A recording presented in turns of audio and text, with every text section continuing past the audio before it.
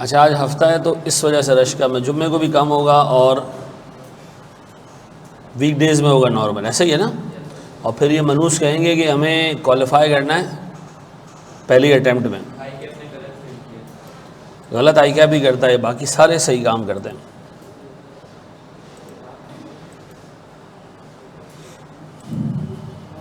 अच्छा, मैंने एक चीज़ नोट भी की है कि जो बंदा मेंटली मुश्किल काम करने को तैयार होता है ना, अल्लाह उसी से मुश्किल काम लेता है, ठीक है ना, और फिर उसको आगे परवान भी चढ़ाता है। लेकिन एक बहुत बड़ी तादाद जो है ना, वो अल्लाह ने बनाई ही लोअर क्लास के लिए होती है, और ना उनके अंदर जो है वो काम करने का मादा होता है, ना स्ट्रगल करने का मादा होता है। वो चाहते हैं कि हम आराम करते रहें, और फिर उसके बाद वो ये भी चाहते हैं कि नेमतें वो वाली मिलें जो मेहनत करने वाले लोगों को अल्लाह ने दी। ये नहीं होगा भाई, ये नहीं होगा। आप में से मेजॉरिटी बच्चा आता है middle class, lower middle class से, और उनके नसीब चेंज होते हैं मेहनत करने से। एक नस्ल को कुर्बानी देनी पड़ती है। अब वो फॉर्चुनेटली अनफॉर्चुनेटली आप हो, आप कुर्बानी दोगे तो आपकी अगली नस्ल की क्लास चेंज होगी, नहीं तो नहीं होगी। मैं आपको बता रहा हूँ। हमारा एक ड्राइवर था, उसका बेटा था, मैंने कहा इसको पढ़ाओ। कौन पढ़ा है सर, कहाँ स्कूल भेजूँगा। मैंने कहा भाई स्कूल भेजो यार इसको, मैं तुम्हें पैसे देता हूँ, स्कूल भेजो यार। सबसे बड़ा सदका इस वक्त जो है वो लोगों की तालीम में इन्वेस्ट करना है। भेजो इसको यार, तुम्हारी ख़ानदान का नक्शा चेंज कर देगा। नहीं आई उसको बात समझ में। वो बच्चा हमारे सामने आहिस्ता आहिस्ता जवान हो गया। मुझे कह रहा है कि यार कोई दूसरी गाड़ी लेंगे तो इसको ड्राइवर लगा देना। बच्चा भी कोई लेवल का नालायक, इस वजह से कि यार उसको एक तो एनवायरनमेंट घर में ऐसा मिला। बहरहाल बेटा, हमारा काम जो है ना पढ़ाना है। मैं आपका अब्बा नहीं हूँ कि आपको सख्ती करके जो है वो उठा के मैं बिठा दूँ क्लास में, ये मैं नहीं कर सकता, ठीक है जी।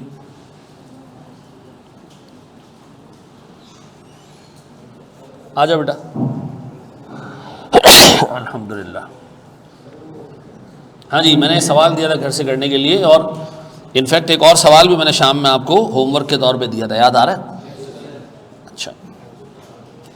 अच्छा, ये सवाल हमने क्लास से जाते जाते डिस्कस कर लिया था और हमने सिर्फ इसको सॉल्व करना था, ऐसा।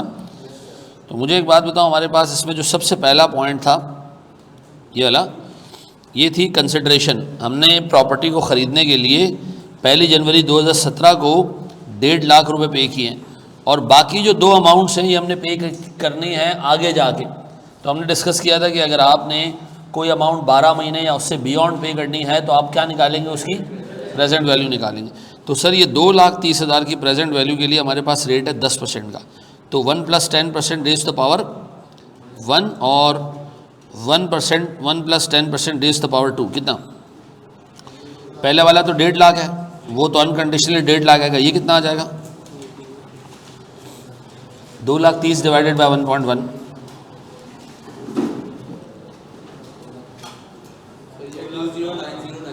2091, ठीक है। थर्ड वाला 3 lakh divided by 1.1 raise the power 2,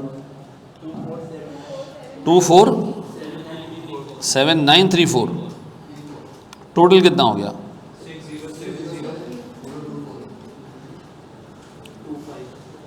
इसका मतलब है इस प्रॉपर्टी को हमने 3 किस्तों में पे करने हैं पैसे, और अगर मैं इन पैसों का टोटल करूं तो ये कितना बनता है? 6 लाख। लेकिन इसकी प्रेजेंट वैल्यू बन रही है कितनी? 6,07,025 रुपये।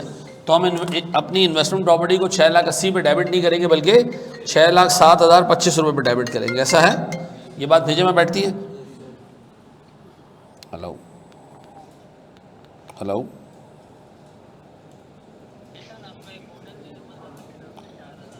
जी ले आए आप उसको।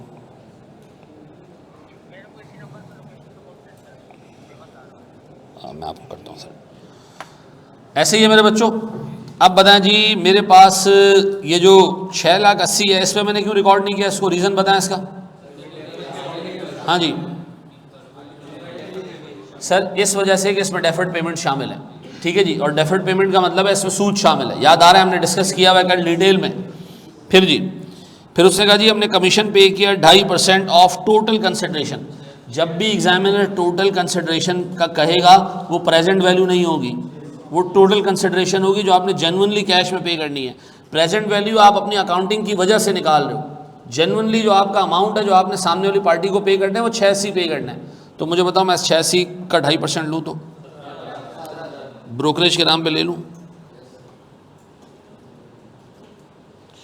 2.5% कितना जी, 680 का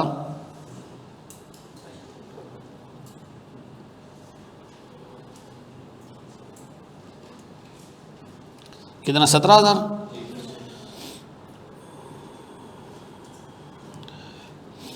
पक्का जी। अब आ गया है जी। फिर उसने कहा जी लीगल फ़ी है 10,000 रुपये की, ये भी आनी चाहिए, कल हम डिस्कस कर चुके हैं। कितने, 10,000 रुपये। फिर जी, फिर हमारे पास सर 14,560 रुपये का प्रॉपर्टी टैक्स है, जिसमें 3,400 रुपये का प्रॉपर्टी टैक्स ऐसा है जो 1 साल का है, सॉरी जो है वो रिकरिंग बेसिस वाला है। जो वन टाइम है वो कितना है, 11,160। इसको मैं ले लूँ sir, one time property tax कितना, पक्का जी। ये हो गया जी मेरे पास, ये हो गया, ये हो गया। फिर सर उसने कहा कि जनाब हमने एडवांस टैक्स पे किया, हमने कहा नहीं लेंगे हम। सेल्स टैक्स हमने कहा नहीं लेंगे हम। फिर उसने कहा जी मेजर रिप्लेसमेंट 4,000 रुपये की चीज़ हमने ख़रीदी है और पुरानी चीज़ 1,500 रुपये में बेची है, तो नेट कर दें सर।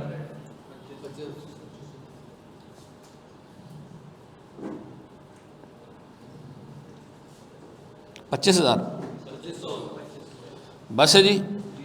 अच्छा, नीचे वाली सारी चीज़ें हमने लास्ट क्लास में पढ़ ली थी कि इसमें ना तो हमने सर रिपेयर कॉस्ट को कैपिटलाइज करना है, ना हमने सर प्रमोशनल एक्टिविटीज़ पे जो खर्चा है उसको कैपिटलाइज करना है, ना हमने मेंटेनेंस कॉस्ट को कैपिटलाइज करना है, ना हमने इंसेंटिव को कैपिटलाइज करना है। ये सारी चीज़ें मैं लास्ट क्लास में रीड करके जा चुका हूँ। सिर्फ जो कैपिटलाइज करने वाली अमाउंट थी वो ये रही हैं। डन है, इसको एडअप कर दूँ, कितना, 6 लाख।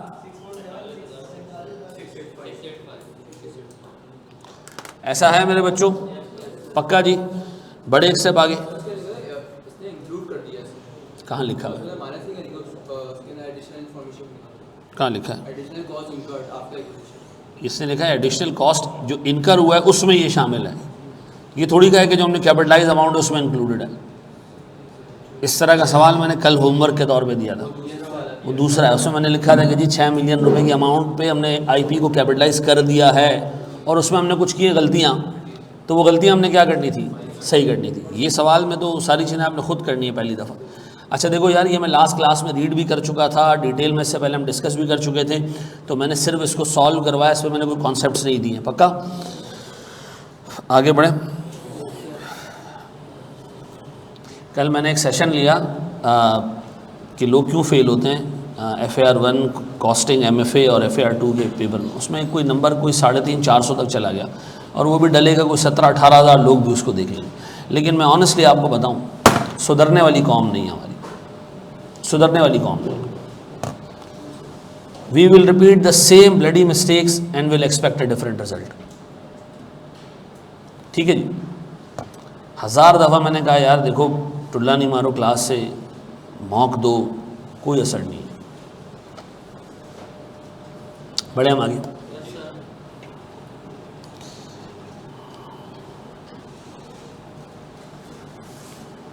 लिंक ऐप पे डलवा दिया करें, ऐसे व्हाट्सएप पे ढूंढने में टाइम लगता है। लिंक ऐप पे ही डला होता है बेटा व्हाट्सएप का, इसका आजकल नहीं आ रहा, क्यों? अच्छा चलो देख लेते हैं। अच्छा मेरे प्यारे बच्चों, हम एक स्टेप आगे बढ़ रहे हैं, ठीक है। अपने पास हेडिंग डालोगी किस चीज़ की, सब्सीक्वेंट मेजरमेंट की। किसकी?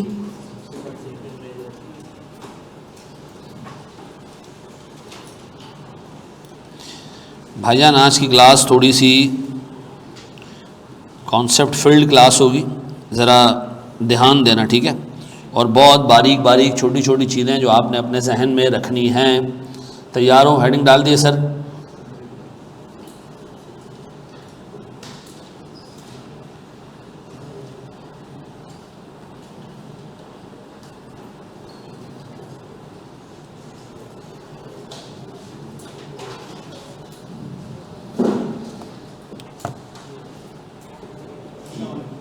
वालेकुम अस्सलाम।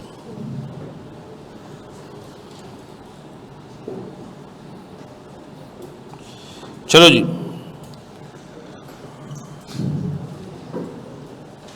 चेंज हो जा भाई।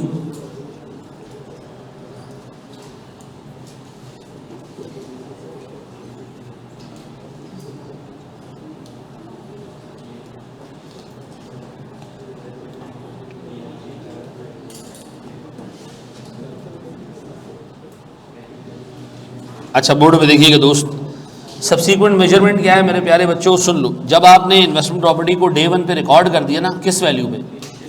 इनिशियल रिकग्निशन किस पे? कॉस्ट का मतलब? हाँ जी, कॉस्ट का मतलब purchase price plus transaction cost plus legal and professional fee plus one time property taxes plus major replacements. याद आ रहा है? क्या चीज़ एक्सक्लूड करनी है? Abnormal loss. क्या चीज़ एक्सक्लूड करनी है? Startup cost. क्या चीज़ एक्सक्लूड करनी है? Initial operating losses. क्या चीज़ एक्सक्लूड करनी है? Interest embedded in the consideration. ऐसा है ये चीज़ें। और इंसेंटिव टू लेसी, या आपने आईपी की कॉस्ट में ऐड नहीं करना। जो चीज़ें ऐड करनी है वो मैंने आपको सिखा दी, जो ऐड नहीं करनी है वो भी मैंने आपको सिखा दी। याद रखना, जब भी आईपी खरीदोगे आपने उसको कैपिटलाइज करना है, रिकॉर्ड करना है किस पे? Cost per. ऐसा है। लेकिन जब कॉस्ट पे रिकॉर्ड हो गया किसी भी पॉइंट पे, फिर आएगा साल का एंड। क्या आएगा? देखें, अकाउंटिंग में साल का एंड बहुत इंपॉर्टेंट होता है। सारी की सारी अकाउंटिंग हम करते कब है? साल के एंड पे। तो जब सर हमारे पास ईयर एंड आएगा तो हम इस पर्टिकुलर प्रॉपर्टी को सब्सीक्वेंटली मेजर करेंगे। क्या कहेंगे? सब्सीक्वेंटली मेजर करेंगे। सब्सीक्वेंट मेजरमेंट में हमें हमारे अकाउंटिंग स्टैंडर्ड्स दो चीज़ें बताते हैं कि आप चाहो तो आईपी को कैरी करो किसके ऊपर? कॉस्ट मॉडल पे। आप चाहो तो आईपी को कैरी करो किस पे? फेयर वैल्यू मॉडल पे। दो मॉडल्स आपको अलाउड हैं। हम चाहे तो कैरी करें किसके ऊपर? कॉस्ट मॉडल पे। आप चाहे तो कैरी करें इसको किसके ऊपर? फेयर वैल्यू मॉडल के ऊपर। और ये डिसीजन आपने कब लेना है? जिस दिन आप प्रॉपर्टी खरीदोगे उसी दिन आप कहोगे कि आज तो उसको मैं कॉस्ट पर रिकॉर्ड कर रहा हूँ, लेकिन आने वाले दिनों में मैं इसके लिए कौन सा मॉडल ऑप्ट कर रहा हूँ, या तो कॉस्ट मॉडल या फेयर वैल्यू मॉडल। ये डिसीजन आपको पहले दिन लेना है। जबकि पहले दिन आप इनिशियल रिकग्निशन करते हैं, लेकिन ये डिसीजन कि आपने इसको सब्सिक्वेंटली कैसे मेजर करना है या आप कब लोगे?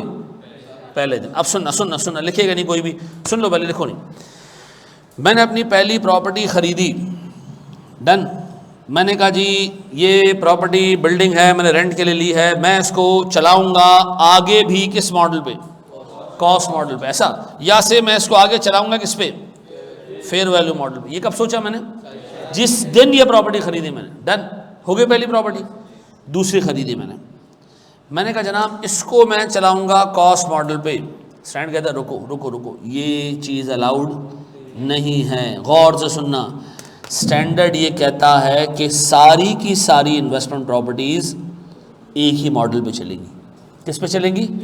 या तो आपकी सारी investment properties fair value model पे होंगी, या आपकी सारी की सारी इन्वेस्टमेंट प्रॉपर्टीज़ कॉस्ट मॉडल पे होंगी। अब बताओ हमने अपना मॉडल डिसाइड कब किया होगा? जब हमने अपनी ज़िंदगी की पहली प्रॉपर्टी ख़रीदी होगी। उस दिन हमने सोचा होगा कि जी मैं इस प्रॉपर्टी को किस पे रखूँगा? फेयर वैल्यू मॉडल पे। सोच लिया। अब अगली प्रॉपर्टीज़ जो खरीदोगे उसमें सोचने की ज़रूरत क्यों? क्योंकि अब ये हमारी अकाउंटिंग पॉलिसी बन गई। क्या बन गई? अब हमने जैसी पहली प्रॉपर्टी खरीदी डे 1 पे उसको कॉस्ट पे रिकॉर्ड किया, लेकिन मैंने कहा मैं इसको हर रिपोर्टिंग डेट पर हर ईयर के ऊपर क्या करूँगा? फेयर वैल्यू मॉडल में रखूँगा। सोच लिया। अब आपकी ये प्रॉपर्टी बुनियाद बन गई किसकी? आपकी अकाउंटिंग पॉलिसी की। अब जितनी प्रॉपर्टीज खरीदोगे उसको किस वैल्यू पे रखोगे? किस मॉडल पे रखोगे? इसका मतलब है हमने अपना मॉडल जिंदगी की पहली इन्वेस्टमेंट प्रॉपर्टी के साथ सेट करना है, और फिर जो इन्वेस्टमेंट प्रॉपर्टी की आपने वो पॉलिसी सेट कर दी, आगे आने वाली तमाम इन्वेस्टमेंट प्रॉपर्टीज उसी पे चलेंगी, ऐसा। अब मैं थोड़े टेक्निकल अल्फाज इस्तेमाल कर रहा हूँ, गौर से सुनना। ये जो हमारी क्लास में जितनी चीज़ें पड़ी हैं ये क्या है? पीपी। कुर्सियाँ भी हैं इसमें, ये चिलर और ये सारे इक्विपमेंट भी हैं इसके अंदर, ये कमरा भी है इटसेल्फ, ऐसा है ना। यहाँ कितनी क्लासेस हैं फिक्स एसेट्स की, फर्नीचर है यहाँ पे, और बिल्डिंग है यहाँ पे, और फोकस फोकस फोकस प्लीज, बातें नहीं, और ऑफिस इक्विपमेंट है सर यहाँ पे, इलेक्ट्रॉनिक इक्विपमेंट, ऐसा। पीपी के अंदर क्लासेस होती हैं बहुत सारी, और स्टैंडर्ड आपको कहता है हर क्लास के लिए आप अलग पॉलिसी रख सकते हैं। किसी को आप फेयर वैल्यू मॉडल पे चलाओ, किसी को आप कॉस्ट मॉडल पे चलाओ, आपकी मर्जी है। लेकिन इन्वेस्टमेंट प्रॉपर्टी में दो ही चीजें होंगी, कौन सी? जमीन और बिल्डिंग, जमीन और स्टैंड कहता है ये दोनों अगर पीपी में होती तो अलग अलग क्लासेस होती, लेकिन ये आईपी में होंगी तो एक ही क्लास ट्रीट की जाएगी। और सारी आईपी के लिए, सारी इन्वेस्टमेंट प्रॉपर्टीज के लिए, चाहे वो जमीन है चाहे वो बिल्डिंग है, आप एक ही पॉलिसी सेट करोगे, ऐसा। अब बताएं सर, मैं इन्वेस्टमेंट प्रॉपर्टी को या तो कॉस्ट मॉडल पे चलाऊंगा या फेयर वैल्यू मॉडल पे चलाऊंगा। कब अपना मॉडल सेट करूंगा मैं? जब मैंने अपनी पहली प्रॉपर्टी खरीदी होगी। पहले मैंने बिल्डिंग खरीदी, मैंने कहा फेयर वैल्यू मॉडल।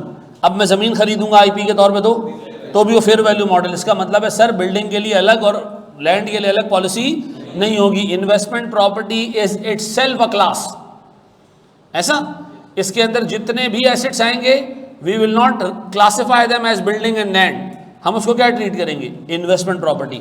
अब बताएं जी, बिल्डिंग अगर पीपी है तो एक अलग क्लास है, लैंड अगर पीपी है तो एक अलग क्लास है, लेकिन अगर बिल्डिंग और लैंड आईपी हैं तो फिर क्या है? एक ही क्लास है। ये याद रहेगा, ये एमसीक्यूज में पूछ चुका है वो, ठीक है जी। अब मैं इसको लिखवा रहा हूँ सर, बोर्ड पे देखिएगा। हाँ जी, accounting policy with respect to subsequent measurement is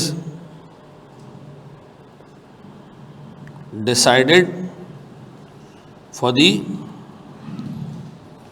whole class of investment properties। ठीक है जी। इसका रीज़न है यार, इसका रीज़न है आगे जाके हम जब रिक्लासिफिकेशन देख रहे होंगे ना, यहाँ से वहाँ निकालना है, वहाँ से यहाँ डालना है, तो बाज़ औक़ात लैंड जो है वो, बिल्डिंग हमेशा लैंड के ऊपर ही खड़ी होती है। तो दोनों के लिए accounting policy with respect to investment property अलग अलग रखना बहुत मुश्किल है, ठीक है जी। कि ज़मीन के लिए अलग पॉलिसी रखी है हमने और बिल्डिंग के लिए अलग। तो स्टैंड कहता है चूँकि बिल्डिंग आमतौर पर होगी कहाँ पर? ज़मीन पे होगी, तो इन दोनों को अलग करना, फिर इनके लिए कंपोनेंट अकाउंटिंग करना लंबी कहानी हो जाएगी। तो दोनों को क्या करते हैं हम? एक ही में रखते हैं। हाँ जी, accounting policy with respect to subsequent measurement is decided for the whole class of investment properties. ठीक है जी, ऐसा। ये क्लास को सही कर लें।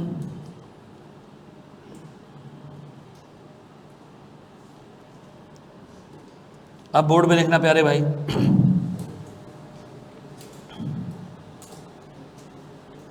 नहीं नहीं नहीं नहीं नहीं, रुक जाओ रुक जाओ रुक जाओ, मजहर अली रुक, मेरा प्यारा बच्चा 2 मिनट रुक जाओ।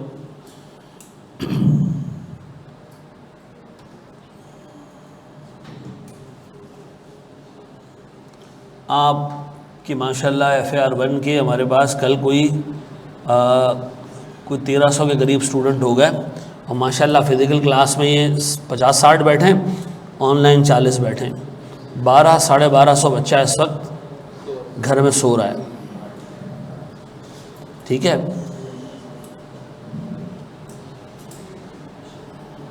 आगे आओ आगे आओ आगे आओ, बोर्ड पे देखो, बोर्ड पे देखो। मैंने एक प्रॉपर्टी ख़रीदी 1 जून को, कब? यहाँ से 1 जनवरी को ख़रीदी, आपकी आसानी के लिए 2021 पे मैंने एक प्रॉपर्टी ख़रीदी। उसकी कॉस्ट थी डे 1 पे 100 रुपये। कितने? ये मैंने ख़रीदी अपने ससुर से। किससे? ससुर ने कहा बेटा इसकी फेयर वैल्यू तो 120 है, लेकिन मैं तुझे कितने में दे रहा हूँ? 100 रुपये में दे रहा हूँ। मैंने कहा बड़ी मेहरबानी चाचा। नहीं, मेरी कोई चाचा की बेटी नहीं है भाई। अब बता जी, मैंने कहा जज़ाकल्लाह चाचा, बहुत शुक्रिया। अब सुने ज़रा दोस्त, साल का एंड आया 31 दिसंबर। मैंने सोचा ये जो प्रॉपर्टी मैंने ख़रीदी है ना, मैं इसको चलाऊंगा किस पे? कॉस्ट मॉडल पे। किस पे चलाऊंगा? कॉस्ट मॉडल पे गौर सुनना, ये एक अपार्टमेंट है, ठीक है जी, जो मुझे चाचा ने गिफ्ट किया है, ये एक अपार्टमेंट है। ऐसा किस मॉडल पे चलाऊंगा इसको, ये मैंने डिसाइड कर लिया। कब? 1 जनवरी 2021 को, जिस दिन पहली प्रॉपर्टी खरीदी। मैंने सोचा मैं इसको डेप्रिशिएट करूंगा, इसकी लाइफ है से 5 साल, कितने, और मैं समझता हूँ 5 साल के एंड पे इसकी रेजिडुअल वैल्यू होगी से 22 रुपये, कितने। ये मैंने कब डिसाइड किया, कब सोचा, कब मालूम किया? 1 जनवरी 2021 को। डन। मॉडल कौन सा सेट कर दिया? Cost model. ऐसा है। अब बताएं जी, मैंने इसको डे 1 पे रिकॉर्ड कैसे किया होगा? ईयर ज़ीरो का मतलब है 1 जनवरी 2021 पे कैसे रिकॉर्ड किया होगा? मैंने अपने पास एंट्री पास की होगी, इन्वेस्टमेंट प्रॉपर्टी डेबिट, कितने से? 100 रुपये से। और क्यों सर? वैल्यू तो इसकी 120 थी। हमने ये डिसाइड किया कि हम इसको फेयर वैल्यू पे डे 1 पे रिकॉर्ड नहीं करते, किस पे रिकॉर्ड करते हैं? कॉस्ट मॉडल पे। तो अगर एग्जामिनर गुमराह भी करे तो आपने गुमराह नहीं होना। ऐसा। अब बताया जी, फिर हम पहुंचे कहां पर? 31 दिसंबर 2021 में हैं। अब बताओ हमने इसको क्या करना है? डेप्रिशिएट करना है। कितना? 100 रुपये का एसेट है, 22 रुपये की रेजिडुअल वैल्यू है, लाइफ कितनी है? 5 साल। क्या आ रहा है? 15.6। तो जोर से बोल दे भाई जी। डेप्रिसिएशन एक्सपेंस डेबिट कितने से? 15.6। और अलाउंस क्रेडिट कितने से? 15.6। ऐसा है। अब मैंने क्या किया, 31 दिसंबर पे मैंने एक एक्चुअरी को बुलवाया। ये कौन होता है? ना एक्चुअली कॉम्प्लेक्स मैथमेटिकल कैलकुलेशंस करके देता है, ठीक है जी। और मैंने बुलवाया एक वैल्यूअर को। किसको बुलवाया? मैंने दोनों को कहा यार तुम दोनों मिल के बताओ, ये जो हमारी बिल्डिंग खड़ी है ना, ये जो फ्लैट है हमारा, बिल्डिंग नहीं फ्लैट है ना हमारा, तो सर ने तुम्हें फ्लैट दिया है, अपार्टमेंट दिया है। हमने कहा इस अपार्टमेंट की वैल्यू क्या होनी चाहिए? गौर सुनना। दोनों ने मिलकर मुझे कहा इस अपार्टमेंट की वैल्यू हो चुकी है 125। कितने? मैंने कहा वाह यार, ये तो बेहतरीन काम हो गया, मैं तो यूज़ कर रहा हूँ और इसकी वैल्यू बढ़े जा रही है। ये मैंने मालूम किया, और मालूम करने के बाद मैं आया, मैंने अपने फाइनेंशियल स्टेटमेंट्स में बैलेंस शीट को छोड़ा, पीएनएल को छोड़ा, कैश फ्लो स्टेटमेंट को छोड़ा। आगे जाते जाते क्या आ गए? नोट्स आ गए। क्या आ गए? आपको पता है ना, फाइनेंशियल स्टेटमेंट्स में पहला पेज किसका होता है? बैलेंस शीट का। उसके बाद कौन सा पेज आता है? पीएनएल। उसके बाद कैश फ्लोज, और आगे आगे जाते जाते एंड में क्या आते हैं? नोट्स आते हैं। अवामुन नास के लिए आपने नोट्स लिखे होते हैं। मुझे बताया हमने, ये मैं जनरल बात कर रहा हूँ, जिन बच्चों ने पढ़ा उनसे सिर्फ पूछ रहा हूँ, गवर्नमेंट ग्रांट कहाँ रिकॉर्ड होती है? बैलेंस शीट और पीएनएल में। अगर गवर्नमेंट आपको ऐसा बेनिफिट दे जिसकी फेयर वैल्यू मालूम नहीं हो सकती, तो कहाँ डिस्क्लोज करते हैं उसको? वो नोट्स में जाके। नोट्स कहाँ होते हैं? फाइनेंशियल स्टेटमेंट्स में आगे जाके होते हैं। ऐसा। अब मैं आगे आया, मैंने नोट्स में लिखना शुरू किया कि फेयर वैल्यू ऑफ, हाँ, fair value of IP is ₹125। ठीक है जी। क्या मॉडल आपका कॉस्ट मॉडल था? यस। फेयर वैल्यू मालूम किया आपने? यस। इसको सिर्फ क्या किया आपने? डिस्क्लोज किया। क्या किया? डिस्क्लोज किया। क्या किया? डिस्क्लोज किया। हमने इसको रिकॉर्ड। अब बताओ सर, अगर हम इन्वेस्टमेंट प्रॉपर्टी को कॉस्ट मॉडल पे रखते हैं तो क्या करते हैं हम? आप उसको डे 1 पे कॉस्ट पे रिकॉर्ड करते हो, फिर सब्सीक्वेंटली उसको डेप्रिशिएट करते हो, क्या सोच के? लाइफ और रेजिडुअल वैल्यू सोच के। ऐसा। फिर साल के एंड पे क्या करते हो? उसकी फेयर वैल्यू मालूम करवाते हो। किस चीज़ के लिए? उसको रिवैल्यू करने के लिए? नहीं। किस चीज़ के लिए? सिर्फ डिस्क्लोज करने के लिए। ऐसा। तो इसका मतलब है सर, अगर even property fair value cost model पे भी चल रही होगी तो हम उसकी फेयर वैल्यू क्या करेंगे? मालूम करके डिस्क्लोज करेंगे। ऐसा है। अब बताओ आपकी इन्वेस्टमेंट प्रॉपर्टी बैलेंस शीट पे कितने रुपए की आ रही होगी? स्टेटमेंट ऑफ फाइनेंशियल पोजीशन पे आपकी प्रॉपर्टी कितने पे आ रही होगी? सर 100 माइनस 15.6 कितना? ऐसा। 125 पे क्यों नहीं आ रही है? सर वो तो फेयर वैल्यू है ना, हमने फेयर वैल्यू मॉडल थोड़ी रखा है। हमने कौन सा मॉडल रखा है? तो जब कॉस्ट मॉडल रखा है तो फेयर वैल्यू क्यों बता रहे हो? सर स्टैंडर्ड ने कहा कि फेयर वैल्यू क्या करनी है? डिस्क्लोज करनी है। स्टैंडर्ड ने एक रीजन की वजह से डिस्क्लोज कराया, जो थोड़ा सा आगे जाके मैं आपको बताऊंगा। ऐसा है। आगे बढ़ो जरा सर, इसको कॉपी करो, शाबाश। ये कौन सा मॉडल था? Cost model. ऐसा।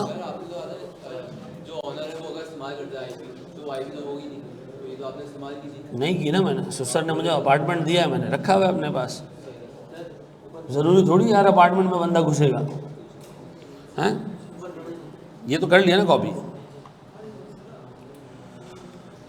अगर फेयर वैल्यू होता तो अभी बता रहा हूँ, रुक जाओ।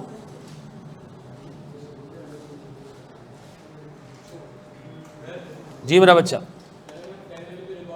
आ रहा है फेयर वैल्यू पे आ रहा है, 2 मिनट रुक जाओ। फिर देखो सवाल उसके बाद रहता है तो मैं जवाब दे देता हूँ, थोड़ा सा आगे आने दो बस, आगे बढ़े।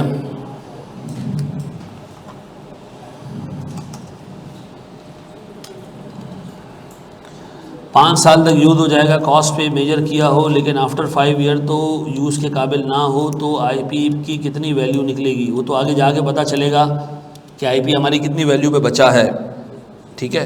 5 साल बाद ही 22 रुपये पे आना चाहिए, ठीक है जी। और अगर उसमें मज़ीद जान होगी तो आप उस 22 रुपये को भी डेप्रिशिएट कर देना, ठीक। हाँ, पहले दिन अपनी मर्ज़ी से, उसके बाद नहीं।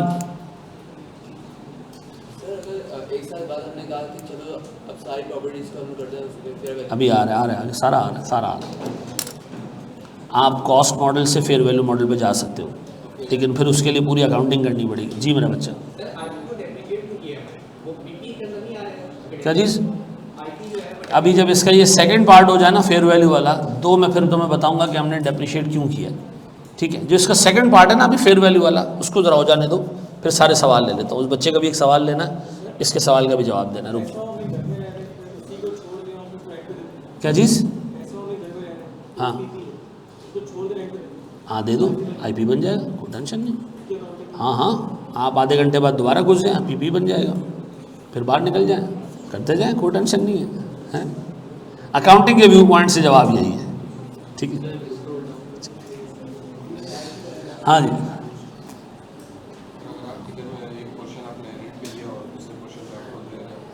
अब ये जॉइंट यूज़ प्रॉपर्टी का कॉन्सेप्ट है, ये सारे सवालों के जवाब हैं आगे, ठीक है। नहीं, उसको मॉक चेक ना होने का एक रीज़न था, एक सवाल में सोल्यूशन में गलती थी, ठीक है, और वो लेके बैठ गया उसको, और किसी में इतनी जो है वो ज़रूरत नहीं हो रही थी कि वो मुझे बताता कि इस जवाब में जो आपने कंट्रीब्यूशन मार्जिन निकाला है ना वो 32% नहीं हो, 44% है। तो वो लेके बैठे रहे। कल मैंने बोला सर वो बुरा ना लगे तो एक बात बोलने, गलती है। मैंने कहा भाई गलती हो सकती है, मैं इंसान हूँ यार, 10 चीज़ें गलत हो सकती हैं। ये तो आप मेरे स्टूडेंट से पूछो जिनको हर होमवर्क में गलती नज़र आती है, ठीक है ना, ऐसा थोड़ी है यार, हैं? हाँ, देखो गलतियाँ मेरे सामने भी बहुतों की बैठी हैं, ठीक है ना।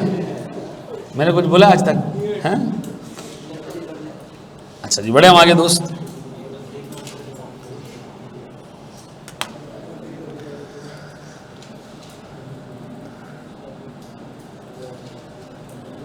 एक महफिल में सारे सीए के टीचर्स बैठे थे, 10-12 साल पुरानी बात है। उस वक्त मुझे पढ़ाते हुए कुछ 7-8 साल हो गए थे।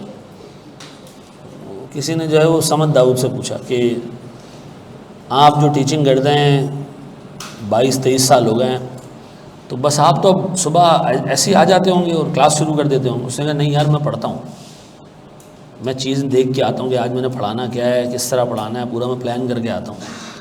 उससे मुझसे पूछा, मैंने कहा ये तो सिर्फ सर ने कहा कि प्लान करते हैं, 22 साल का एक्सपीरियंस है। मैं तो भाई जो सवाल क्लास में सॉल्व करवाना हो तो पहले ख़ुद सॉल्व करता हूँ। तो उस पर लोग हंसने भी लग गए।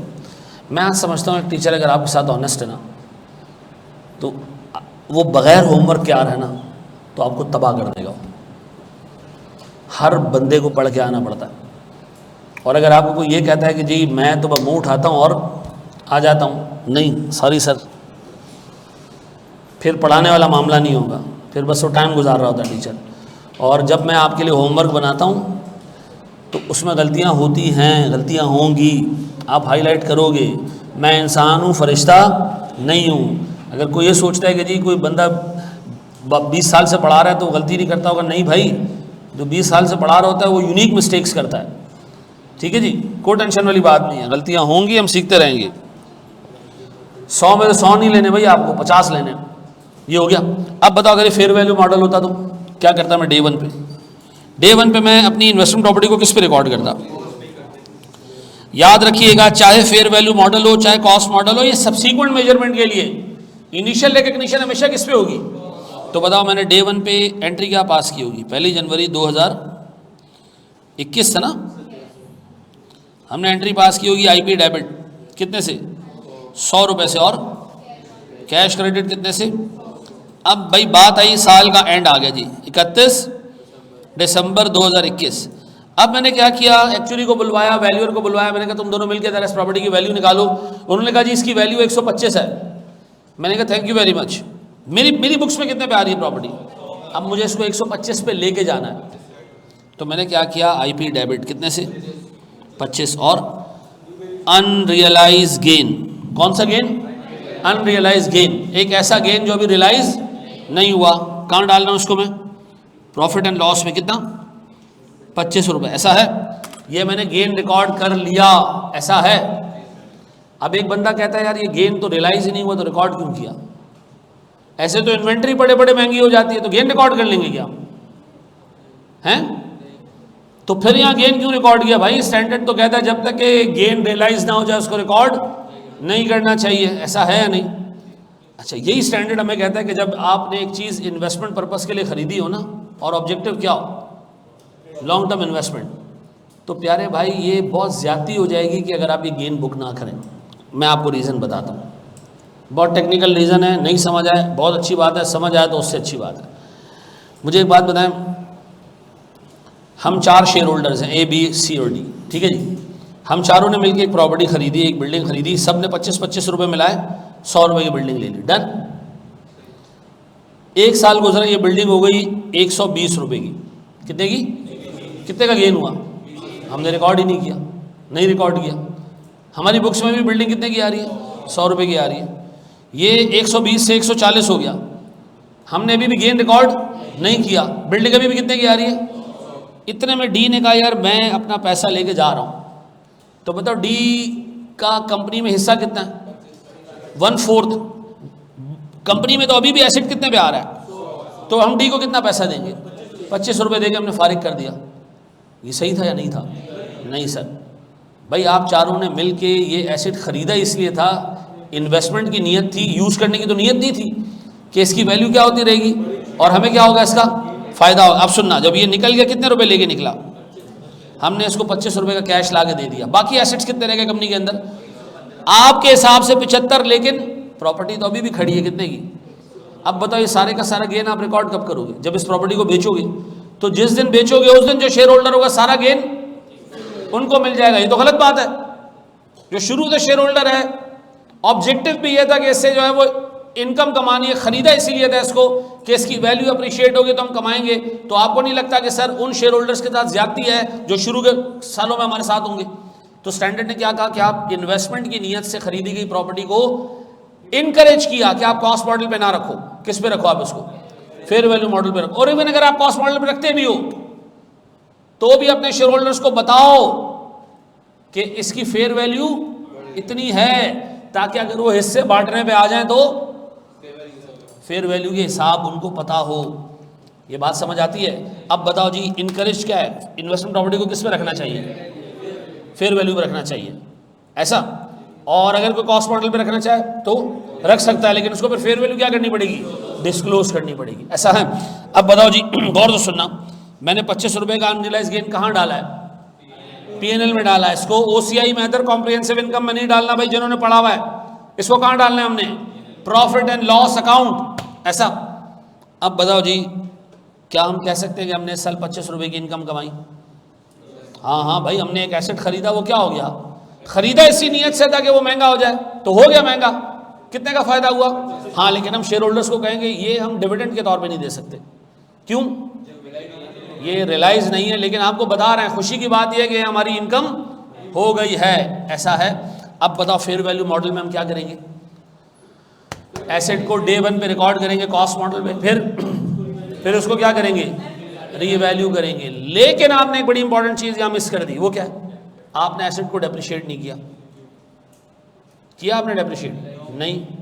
अगर आप करते तो क्या होता? अगर हम इसको डेप्रिशिएट करते तो हम पहले आईपी को रिकॉर्ड करते कितने पे? 100 पे। और कैश क्रेडिट करते कितने से?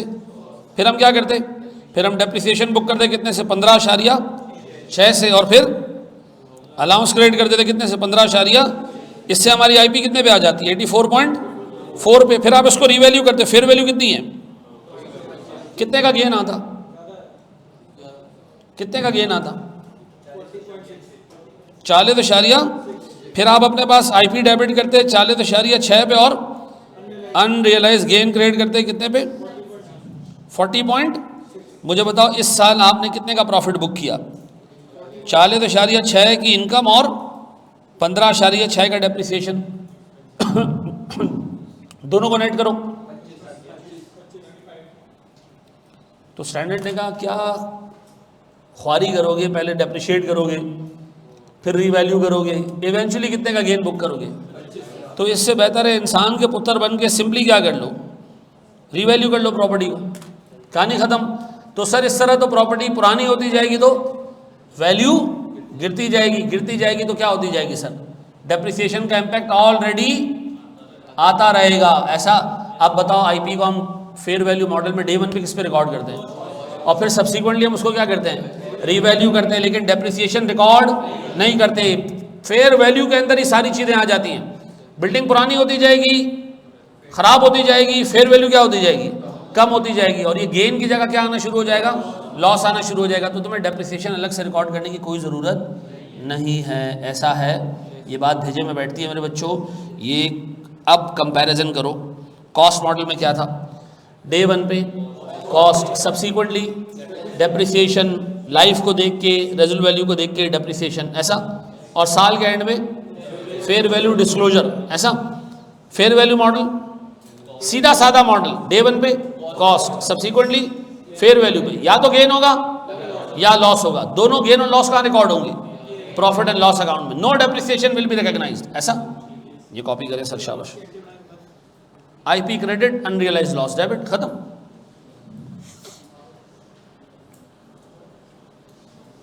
अभी मैंने बताया यूसुफ यार मेरा प्यारा भाई, कौन सा वाला नशा लगाते हो यार, डेप्रिसिएशन करने से आईपी की वैल्यू कम हो जाएगी, फिर यहाँ से इसको रीवैल्यू करोगे तो अनरियलाइज गेन ज़्यादा आएगा। एक तरफ डेप्रिसिएशन बुक करना, फिर अनरियलाइज गेन ज़्यादा बुक करना, इसका इम्पैक्ट वही आएगा जो बगैर डेप्रिसिएशन के। आ जाओ यार हाशिर, कोई मसला नहीं जी। तो बताओ डेप्रिसिएशन क्यों रिकॉर्ड नहीं करते हम फेयर वैल्यू मॉडल में, कोई फ़ायदा नहीं है सर। डेप्रिशिएट करके आप प्रॉपर्टी को नीचे करेंगे, फिर अनरियलाइज गेन ज़्यादा बुक करेंगे, फ़ायदा क्या, एक तरफ एक लॉस बुक कर रहे हो, एक तरफ एक बड़ा गेन बुक कर रहे हो, इससे बेहतर क्या है। अच्छा, क्या ये स्टैंडर्ड की रिक्वायरमेंट है कि डेप्रिसिएशन रिकॉर्ड ना करना। हाँ, अगर आपने एग्जाम में डेप्रिसिएशन रिकॉर्ड किया ये सोच के कि सर ने कहा था कोई फ़र्क नहीं पड़ता डेप्रिसिएशन रिकॉर्ड कर लो, तो एक तरफ एक एक्सपेंस आ जाएगा और दूसरी तरफ एक इनकम ज़्यादा हो जाएगी, वो आपके नंबर काट लेगा भाई, ठीक है जी। ये ऑप्शनल नहीं, हाँ, कॉस्ट मॉडल में तो डेप्रिसिएशन बुक करना है, फेयर वैल्यू मॉडल में आपने डेप्रिसिएशन रिकॉर्ड ही नहीं करना, ठीक है जी। अशारे आगे आने दो बेटा चीज़ों को जी, थोड़ा सा फ़र्क है, थोड़ा सा आगे जाने दो चीज़ों का। रिवोल्यूशन गेन थोड़ा सा डिफरेंट चीज़ है, एक 2 मिनट रुको। असल में बहुत सारे स्टैंडर्ड्स की रिक्वायरमेंट्स तुम्हारे, एक तो तुम्हारे कोर्स में, और कुछ में अनरियलाइज गेन पीएनएल में जा रहा होता है, कुछ में कहीं और जा रहा होता है। तो आगे जब सारी चीज़ें कंप्लीट हो जाएंगी ना, देन फिर पूरी पिक्चर तुम्हें नज़र आ रही हो। हाँ जी, आगे बढ़े हम दोस्त। भाईजान आज के बाद आपको सीए फाइनल में सारी जगहों पे बस टीचर एक बात बताया करेगा कि फ़लाँ एसेट फेयर वैल्यू मॉडल में होता है और फेयर वैल्यू का गेन और लॉस पीएनएल में जाता है। अब वो तुम्हें एंट्रियाँ बना के आप समझ आ गई। अब आपसे वो कहेगा कल जी शेयर्स आपने ख़रीदे किसी कंपनी के, वो कहेगा फेयर वैल्यू पे कैरी होगा और फेयर वैल्यू का गेन लॉस पीएनएल में जाएगा। इतनी लाइन में तुम्हें ये सारी चीज़ें बता देगा जो अभी मैंने तुम्हें आधे घंटे में बताई। अब याद रहेगा भाई, इन्वेस्टमेंट प्रॉपर्टी किस पे कैरी होती है, कॉस्ट पे, तो हम उसको डेप्रिशिएट करते हैं। फेयर वैल्यू पे कैरी होती है तो अगला लाइन ही होना चाहिए, फेयर वैल्यू का गेन और लॉस पीएनएल में जाता है, फेयर वैल्यू का गेन और लॉस पीएनएल में जाता है विद नो डेप्रिसिएशन रिकग्निशन। ऐसा यहाँ कोई डेप्रिसिएशन रिकॉर्ड नहीं होता। ऐसा सर अगर सेम वैल्यूज़ रहे शुरू वाली एंट्री में ही पास हो गई ईयर एंड पर, यार अल्लाह की कसम कुछ समझ नहीं आया मुझे। चलो जी बढ़े हम आगे दोस्त। ये लिखा हुआ जी अगर सेम वैल्यूज़ रहे तो शुरू वाली एंट्री ही हाँ वेरी गुड, इससे अभी मुझे समझ आया इसका सवाल। यानी अगर साल के एंड पे भी फेयर वैल्यू कितनी रहे तो रीवैल्यू की कोई एंट्री पास नहीं होगी, रीवैल्यूशन खत्म, कोई गेन और लॉस नहीं है। जी मेरे बच्चों,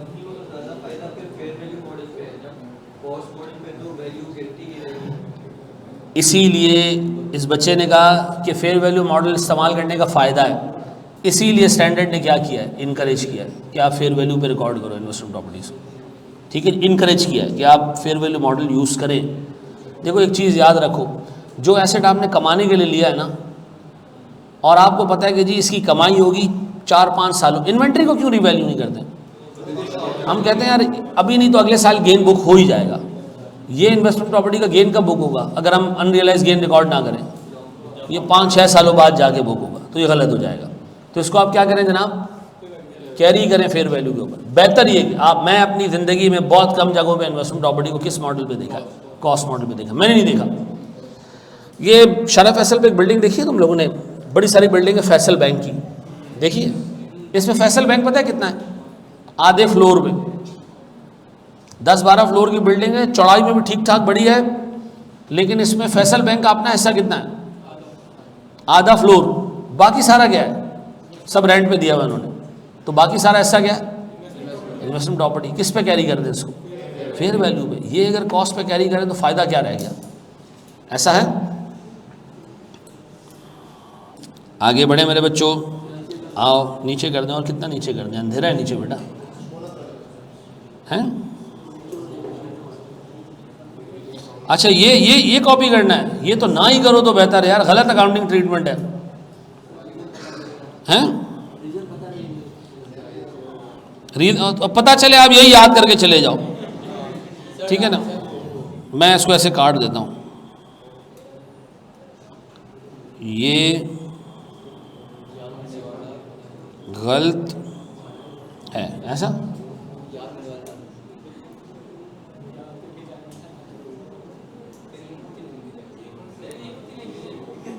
ये मत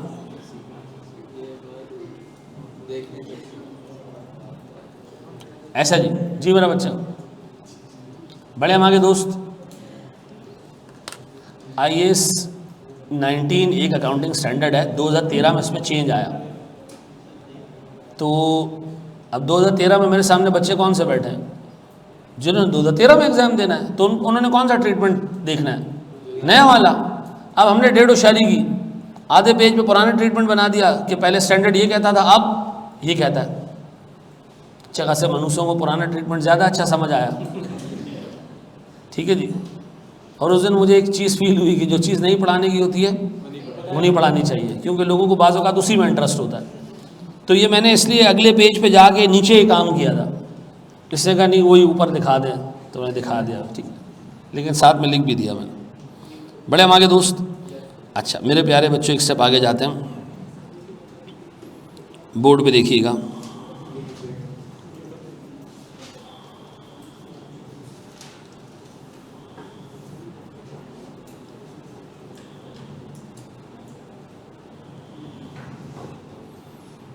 प्यारे भाई, ये चीज़ जो अभी मैंने सब कुछ बताया ना, ये यहाँ लिखा हुआ है, ये आपकी किताब की समरी है, ठीक है जी। तो मैंने आपको कहा चूँकि थ्योरेटिकल क्वेश्चन भी आता है तो मैं समरी यहाँ लिख दिया करूँगा, आप इसको रीड कर, रट्टा मारने की कोशिश मत करना है इसको, खुदा के वास्ते तुम्हारे पास और बहुत सारे काम हैं, ठीक है जी। ये कह रहे जनाब, subsequent measurement for investment properties. When accounting for investment properties, an entity has a choice between two measurement models for after initial recognition. Cost model, initial recognition पे कोई ऑप्शन है? नहीं सर, इनिशियल रिकग्निशन हमेशा किस पे होगी? Cost पे होगी, ऐसा। अच्छा फिर उससे का कॉस्ट मॉडल, हम डेप्रिसिएशन बुक करेंगे इस पे, ठीक है जी। Investment property should be depreciated over its, इसको ज़रा सा मैं एक्सप्लेन करना चाहता हूँ। मुझे बताओ, एक चीज़ होती है यूज़फुल लाइफ, एक चीज़ होती है इकोनॉमिक लाइफ। आप बहुत सारी जगहों पे अकाउंटिंग स्टैंडर्ड में कभी ये वर्ड देखोगे, कभी ये वर्ड देखोगे, there is a huge difference between these two terms. मुझे बताओ, यूजफुल लाइफ क्या है मैं इसको एक्सप्लेन करता हूँ और सुनना। सर एक आईटी कंपनी है, इसने एक लैपटॉप खरीदा, लैपटॉप की कॉस्ट है 100 रुपये। कितने? इसने कहा यार हमारे पास ना सॉफ्टवेयर बहुत जल्दी जल्दी चेंज होते हैं, बड़े हैवी सॉफ्टवेयर आ जाते हैं, हमारे लिए लैपटॉप बेकार हो जाता है 2 सालों में। कितने सालों में? 2 सालों में। 2 साल के लिए हम लैपटॉप लेते हैं, फिर उसके बाद उसको बेच देते हैं। तो जो लैपटॉप हमने 100 रुपये का लिया है, इसकी रेजिडुअल वैल्यू 60 रुपये, इतनी बड़ी रेजिडुअल वैल्यू, और लाइफ कितनी है? 2 साल। 2 साल बाद हम इसको बेच देंगे। तो बताओ हम इसको 2 साल डेप्रिशिएट करेंगे कितने कितने रुपए से? 20-20 रुपए से, ऐसा। और इसके बाद ये कितने का रह जाएगा? ये 60 रुपये का लैपटॉप हम उठा के बेच देंगे ARTT को। ठीक है जी, ऐसा है जी। ARTT ने लैपटॉप कितने का खरीदा? 60 रुपये का खरीदा। इन्होंने सोचा जी हमारे पास IT की लैब में चलेगा, 4 साल चलेगा, इसके बाद हम 15 रुपये में बेच देंगे। तो इन्होंने क्या किया? 15 डिवाइडेड बाय 4, ऐसा इन्होंने इस तरह काम किया। कितना आता जी डेप्रिसिएशन? 11.25। हर साल हमने यही डेप्रिसिएशन बुक किया। कितने सालों तक? 4 सालों तक। और इसके बाद हमने ये उठा के दे दिया किसको? एक गेमिंग जोन वाले को। उसने कितने का खरीदा ये लैपटॉप? 15 या 16 रुपये का खरीदा होगा। उससे कहा जी मेरे पास से अब ये सीधा जाएगा कबाड़ी, लोहे और कचरे के दाम में जाएगा। तो वो रेजिडुअल वैल्यू क्या सेट करेगा? 0। क्यों? इसके बाद क्या बचेगा? अच्छा वो समझता है उसके हिसाब से इसकी यूजफुल लाइफ है 4 साल। तो बताओ वो कितना डेप्रिसिएशन बुक करेगा? 3.75, 3.75, 3.75। और ये बात समझ आती है? बताओ IT कंपनी के लिए लैपटॉप की यूजफुल लाइफ कितनी है? 2 साल। ARTT के लिए इस लैपटॉप की यूजफुल लाइफ कितनी है? 4 साल। गेमिंग जोन वाले के लिए इसकी यूजफुल लाइफ कितनी है? और इकोनॉमिक लाइफ है 10 साल। अच्छा, इकोनॉमिक लाइफ का मतलब है सारे यूजर्स मिल के इस एसेट का कितने सालों तक बेनिफिट लेंगे बिफोर स्क्रैपिंग इट। ऐसा कितना है? 10 साल। ये इकोनॉमिक लाइफ है। मुझे बताएं डेप्रिसिएशन यूजफुल लाइफ पे बुक करते हैं इकोनॉमिक लाइफ पे? यूजफुल लाइफ, इकोनॉमिक लाइफ पे नहीं। हाँ, ये याद रखना। ऐसा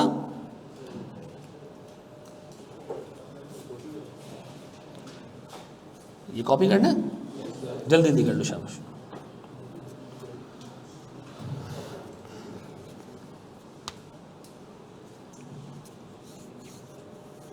इंसान की भी एक इकोनॉमिक लाइफ होती है ना, है या नहीं? बहुत सारे यूज़र्स आते हैं, घर वाले, ऑफिस वाले, सब आपको हैं। सर जैसे एक बंदे ने AC बाय करा और कंपनी ने क्लेम करा AC की लाइफ 20 साल है, बट बायर ने उसे 10 साल यूज़ करना था, तो 20 साल। हाँ, ऐसे भी कह सकते हो शारिब। उसके बाद वो AC जो है वो उस बायर से निकल के किसी गरीब के घर में लग गया, उसने उसका कंप्रेसर चेंज करवाया, 3 टपाड़े चेंज करवाए, उसने चलाया इसको। फिर उसके बाद एक और गरीब के घर चला गया, ऐसा, और एंड में क्या हो गया? कचरे में चला गया।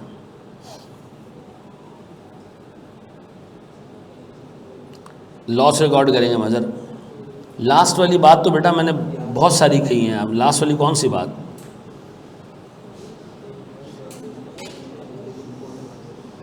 यार तुम लोग यकीन करो, नाम देख के मैं इतनी सारी चीज़ें सीखा हूँ। डेप्रिसिएशन बुक करेंगे, यूज़फुल लाइफ है बेटा। देखो यहाँ हमने डेप्रिसिएशन किस पे बुक की? हर एक की यूज़फुल लाइफ पे बुक की है ना। बड़े आगे मेरे बच्चों,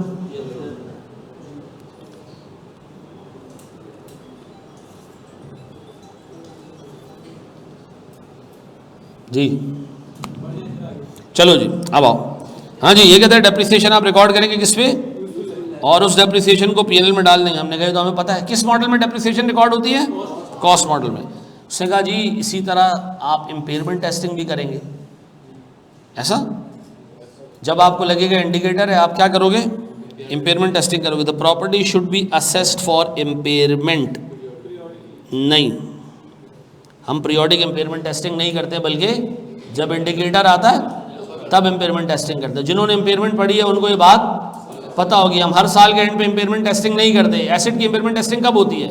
जब उसमें इम्पेयरमेंट नजर आ रहा होता है, फील हो रहा होता है कि इम्पेयर हो गया। हर साल एक के एंड पे इम्पेयरमेंट टेस्टिंग नहीं होती भाई। तो बताओ जी, इम्पेयरमेंट टेस्टिंग करनी है अगर आपने एसेट कॉस्ट मॉडल पे रखा है? प्रॉपर्टी की इम्पेयरमेंट हो सकती है वैसे? हाँ ना, आपके पाकिस्तान इंडिया की अल्लाह ना करे जंग छिड़ जाए, एक मिसाइल आके आपके बिल्डिंग में लग जाए तो हैं बच गई है बिल्डिंग आपकी बुक्स में, तो इम्पेयर करोगे ना उसको, है या नहीं है? तो आप मुझे एक बात बताएं, सुनना ज़रा दोस्त, बोर्ड पे देखना। तो सर इसका मतलब डेप्रिशिएट भी करना है और इम्पेयर भी करना है। फिर फेयर वैल्यू डिस्क्लोजर, ऑल दो cost model is used, fair value of the investment property must be disclose in the financial statements. ऐसा? अब बताओ, कॉस्ट मॉडल में डे वन पे रिकॉर्ड किस पे करोगे? सब्सिक्वेंटली डेप्रिशिएट भी करेंगे, इम्पेयर भी करेंगे अगर ज़रूरत पड़ी, और फेयर वैल्यू को क्या करोगे? डिस्क्लोज। ऐसा है? अच्छा, फिर फेयर वैल्यू मॉडल में हम डे वन पे तो कॉस्ट चलाएंगे, लेकिन fair value, the property is measured at fair value and adjustment are made at the end of each reporting date. हर रिपोर्टिंग डेट पे हमने जो है वो उसको रीमेजर करना है, और जो गेन और लॉस आएगा वो पीएनएल में डाल देना है। अब स्टैंडर्ड कहता है ना तो डेप्रिसिएशन ना इम्पेयरमेंट, दोनों रिकॉर्ड नहीं करनी। इम्पेयरमेंट भी रिकॉर्ड नहीं करनी है, ऐसा क्यों?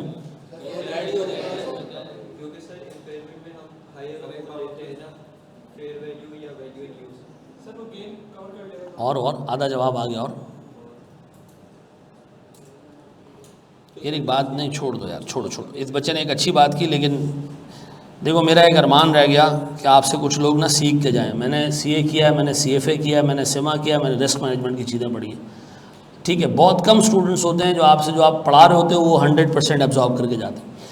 मैंने आप लोगों को ये बात बताई थी इम्पेयरमेंट बुक करते हुए कि हमारे पास इम्पेयरमेंट रिकॉर्ड होती है वैल्यू इन यूज़ और fair value less cost to sell को देखते हुए, ऐसा। और हमने कहा था कि 99% केसेस के अंदर वैल्यू इन यूज़ क्या होती है? ज़्यादा होती है। बहुत रेयर सर्कमस्टांसिस के अंदर आपकी फेयर वैल्यू। अच्छा, अब मुझे एक बात बताएं, अगर वैल्यू इन यूज़ 100 है तो आमतौर पर fair value less cost to sell इससे कम ही होगी। अगर आप एसेट को ऑलरेडी फेयर वैल्यू पे चला रहे हो तो ऑलरेडी आपकी कैरिंग अमाउंट फेयर वैल्यू है तो वैल्यू इन यूज़ उससे ज़्यादा ही होगी। तो बहुत रेयरली उसके अंदर इंपेयरमेंट निकलेगी। अगर मैं एक एसेट को चलाई फेयर वैल्यू पे रहा हूं, रिकॉर्ड उसको फेयर वैल्यू पे करता हूं, तो आमतौर पे उसकी वैल्यू इन यूज़ हमारी वैल्यू से। अब बताओ, अगर आपकी कैरिंग अमाउंट 80 है, हर दफ़ा carrying amount fair value same होती है, तो आपको कभी इंपेयरमेंट नजर आएगा उसके अंदर? तो स्टैंड कहता है बहुत रेयर सर्कमस्टांसिस के अंदर इसमें इंपेयरमेंट निकल सकता है। तो एक काम करो, इंपेयरमेंट को रिकॉर्ड करना छोड़ दो, फेयर वैल्यू पे रिकॉर्ड करो। अब बताएं जी, अगर मैं इन्वेस्टमेंट प्रॉपर्टी को फेयर वैल्यू पे रिकॉर्ड करूंगा तो ना तो मुझे डेप्रिसिएशन बुक करना है, ना ही इंपेयरमेंट बुक करना है। इंपेयरमेंट ना बुक करने का रीज़न, निकलेगा ही नहीं इंपेयरमेंट। ऑलरेडी हम फेयर वैल्यू पे खड़े हैं और हमारा वैल्यू इन यूज़ इससे ज़्यादा ही होगा। ये बेटा उनके लिए मैंने बात बताई जिन्होंने इंपेयरमेंट का स्टैंडर्ड पढ़ लिया है। जिन्होंने नहीं पढ़ा वो इंपेयरमेंट का स्टैंडर्ड जब जाके पढ़ेंगे तो उनको ये बात आराम से याद आ जाएगी कि वैल्यू इन यूज़ हमेशा ज़्यादा होती है किससे? तो जब आप एसेट को ऑलरेडी एक छोटी वैल्यू पे रिकॉर्ड कर रहे हो तो इंपेयरमेंट की ज़रूरत नहीं आएगी। ऐसा है, ये याद रहेगा। आप यकीन करें, एग्जामिनर ने 6 नंबर का थ्योरी का सवाल पूछा कि कॉस्ट मॉडल और फेयर वैल्यू मॉडल में क्या डिफरेंसेस हैं, क्या डिफरेंसेस हैं। उससे पूछा कंपेयर करें, डिफरेंस भी नहीं पूछा, कंपेयर करें। कंपैरिजन में पहला पॉइंट क्या होना चाहिए? इनिशियल रिकग्निशन, दोनों में कॉस्ट पे होगी। फिर डेप्रिसिएशन एक में होगी, एक में नहीं होगी। इम्पेयरमेंट एक में होगी, एक में नहीं होगी। एक में हम सर फेयर वैल्यू का गेन और लॉस रिकॉर्ड करेंगे और एक के अंदर हम उसको डिस्क्लोज करेंगे। लिख लोगे उसको? ये मैंने आपके सामने पलंदा रख दिया। ऐसा क्या हम आगे बढ़े? आगे बढ़े हम दोस्त हैं? चलो अच्छा, बोर्ड पे देखो, बोर्ड पे देखना प्यारे भाई, मेरे प्यारे बच्चों, अल्लाह के वास्ते बोर्ड पे देखो।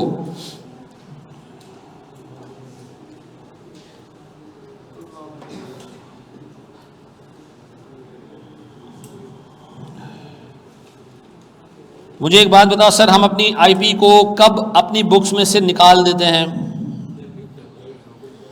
जी, जब हम उसको डिस्पोज करते हैं, ठीक है जी। और जब आप उसको रिटायर कर देते हो, रिटायर करने का मतलब परमानेंटली उसको यूज़ करना बंद कर देते हैं। ऐसा है, बताओ हमारी एक बिल्डिंग है, अपार्टमेंट है, डेप्रिशिएट करते रहोगे करते रहोगे करते रहोगे, पॉइंट पे आके क्या करोगे? बेच दोगे। बेचोगे तो बुक से निकाल देना, या आपने डिसाइड कर लिया कि आइंदा के बाद मैं कभी इस बिल्डिंग में नहीं घुसूंगा, ठीक है जी, अब ये इस्तेमाल करने के काबिल नहीं है, तो स्टैंड कहता है जनाब जब आप इसको परमानेंटली विड्रॉ कर लें फ्रॉम यूज़, तो आप इसको क्या करें? अपनी बुक्स में से निकाल दें। तो सर हमारे पास समरी क्या है, कब निकालते हैं अपनी बुक्स में से हम इन्वेस्टमेंट प्रॉपर्टी को? या बेच दो, ऐसा है? समझ आ रही है बात? मुझे बताओ, अगर हमारे पास एक आईपी है, और तो सुनना, उसका कैरिंग अमाउंट है 500 रुपये का, हम इसको डिस्पोज कर देते हैं किस पे? 600 पे, तो क्या एंट्री पास करेंगे? सर हमारे पास कैश डेबिट कितने से और कितने से?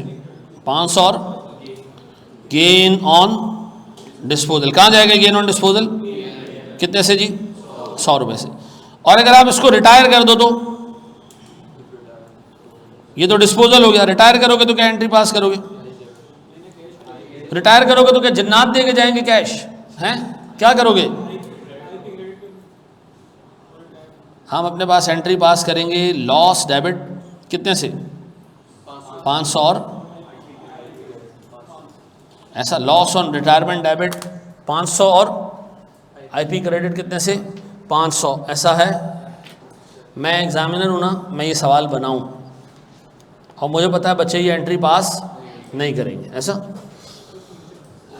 ऐसा है, ये कॉपी करें सर, शाबाश। और अब मैं आपको दे रहा हूँ एक सवाल करने का। रिटायर करने का मतलब है अब इसको इस्तेमाल करने का कोई इरादा नहीं है, हम इसको अब इस्तेमाल करना ही नहीं चाहते, बिकने लायक है नहीं, इस्तेमाल करना नहीं चाहते, तो फिर रिटायर कर दो, ख़त्म।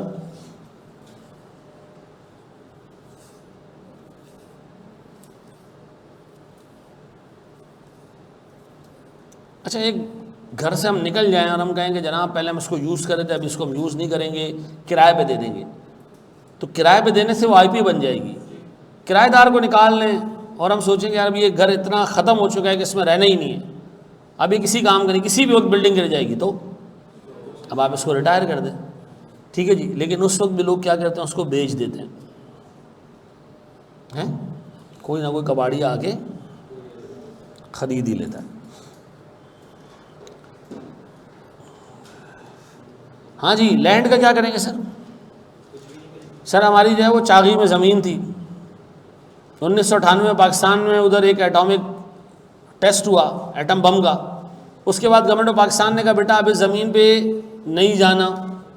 अब वो ज़मीन थी हमारी सर, हमारी इन्वेस्टमेंट प्रॉपर्टी थी, अब गवर्नमेंट ऑफ पाकिस्तान ने क्या कहा, क़यामत तक यहाँ पर मत जाना, इधर रेडिएशन है, मर जाओगे। तो हम क्या करेंगे? इस्तेमाल करेंगे उसको? क्या डिसाइड करेंगे हम? परमानेंटली गया तो रिटायर हो गया, एसेट ख़त्म। अगर दी है तो फिर उसको डिस्पोजल ट्रीट कर लेना, ठीक है जी। मुझे अभी इस दफ़ा मैं जब पाकिस्तान के टूर पे गया ना, तो मैं एक थोड़े से आउटरीचेस मतलब डिफरेंट जगहों पे मैं गया। एक जगह था उधर, एक जगह थी स्वात से आगे, उसका नाम था मियांदम। कोई गया वहाँ? कौन गया वहाँ? उधर पहाड़ों पे लोगों के घर हैं, और मैं सोचा यहाँ शायद होगा कोई 2-2.5 लाख रुपए का घर होगा, 10 लाख का होगा ज़रा।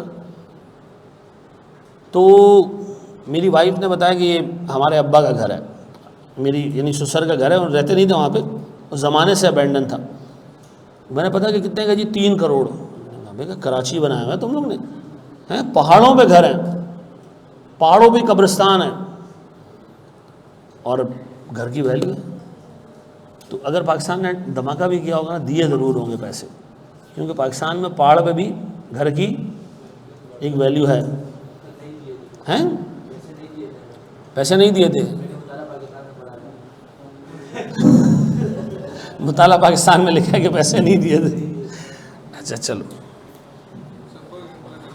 पहली चीज़ है जो मुताला पाकिस्तान में सही लिखी होगी, है।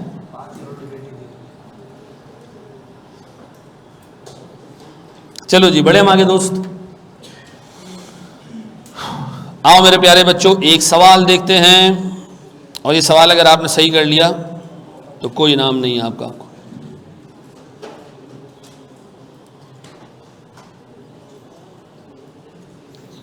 शाबाश जी। मैं इसको रीड करूं?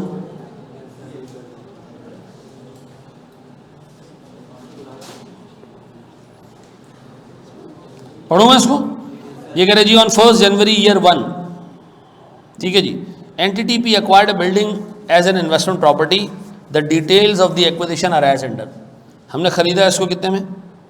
1 मिलियन में। ट्रांजैक्शन कॉस्ट पे की, डेप्रिशिएबल अमाउंट 3 लाख। इसका क्या मतलब है? याद रखना, ये जो 1 मिलियन रुपए की अमाउंट है ना, इसके 2 हिस्से हैं। एक इसमें लैंड है, वो कितने की है? 7 लाख की। और एक इसके अंदर बिल्डिंग है, कितने की? मुझे बताओ, इस प्रॉपर्टी को हम एक ट्रीट करें या अलग अलग? मैंने अभी आपको बताया था कि पूरी की पूरी क्लास क्या ट्रीट होगी? एक। लेकिन डेप्रिसिएशन के लिए सिर्फ बिल्डिंग डेप्रिशिएट होगी, लेकिन जब इन्वेस्टमेंट प्रॉपर्टी को रीवैल्यू करने जाओगे तो दोनों को मिला के पूरी प्रॉपर्टी की फेयर वैल्यू निकलेगी। ऐसा वो कह रहे जी, हमारे पास इसमें 3 लाख रुपए बिल्डिंग का कंपोनेंट है। प्रॉपर्टी की लाइफ कितनी है? 50 साल।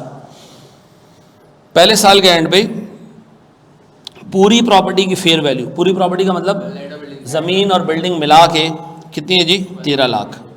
उसने कहा अज्यूम करें हम कॉस्ट मॉडल चला रहे हैं, अज्यूम करें हम फेयर वैल्यू मॉडल चला रहे हैं, दोनों की पहले साल के एंड की एंट्रीज पास करके दें। शाबाश। और फिर दूसरा पार्ट क्या है इसका? उसने कहा हमने इन्वेस्टमेंट प्रॉपर्टी दूसरे साल के शुरू में बेच दी। ठीक है जी, पहले ऊपर वाली एंट्रीज पास करो। शाबाश।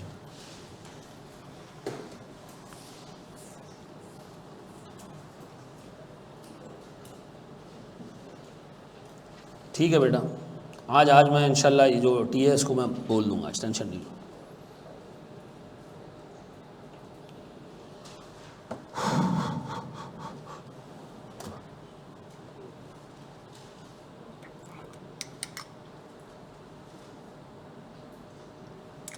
बड़े हम आगे दोस्त।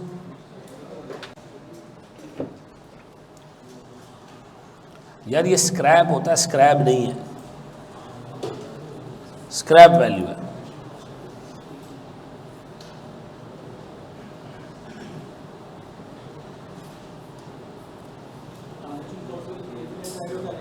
हैं? नहीं आईपी में ऐड होती है ना यार, हमने तो ये पढ़ा, एक साथ ही बुक कर लेना। ठीक है,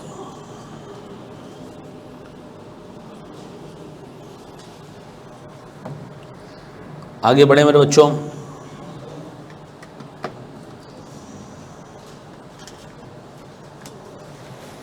भाई हमारी क्लास में कोई ऐसा बच्चा है जिसको कैलकुलेटर चाहिए हो, मेरे पास पढ़े यहाँ पे। आज वाकई पढ़े मनुष्यो, मजाक नहीं कर रहा मैं, आज वाकई रखा हुआ है।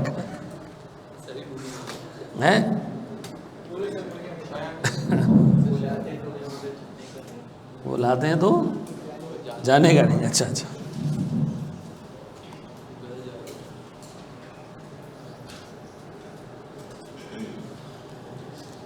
यार मैं ना एक पॉडकास्ट सीरीज शुरू करने वाला हूँ, ठीक है, और उसमें से मैं कुछ स्टूडेंट्स को भी बुलाऊंगा जिनके थोड़े स्पेशल सर्कमस्टांसेस रहे हैं, जिन्होंने मुश्किल से सीए क्वालिफाई किया।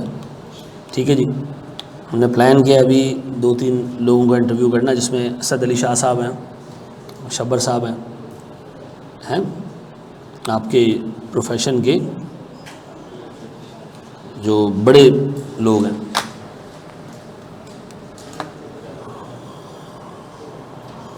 बड़े हम आगे दोस्त। होस्टिंग के लिए नहीं, होस्ट तो हम खुद होंगे ना, हमें तो सवाल उनसे जो पूछने हैं उनके जवाब लेने ना, ताकि आप लोगों को फ़ायदा हो सके।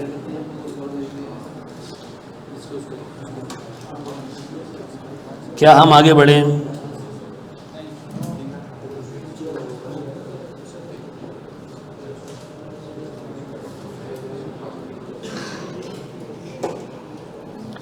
ऐ मेरे प्यारे बच्चों, क्या बढ़ जाए हम आगे?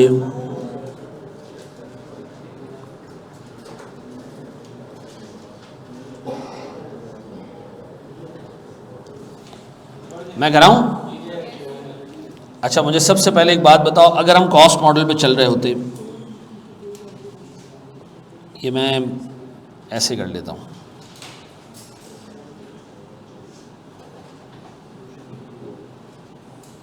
और यहां पर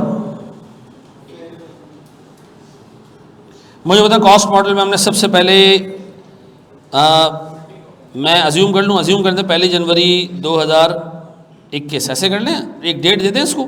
मुझे अपना डे वन पे क्या किया होगा? आईपी डेबिट कितने से?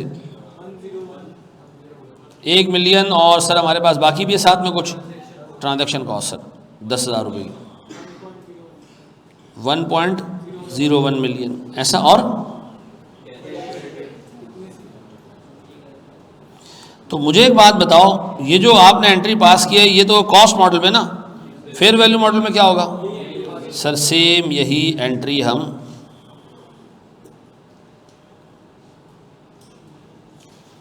फेयर वैल्यू मॉडल में भी पास करेंगे, ऐसा जी? किसी को कोई मसला, पंचायत, पसोड़ी, पंगा, प्रॉब्लम?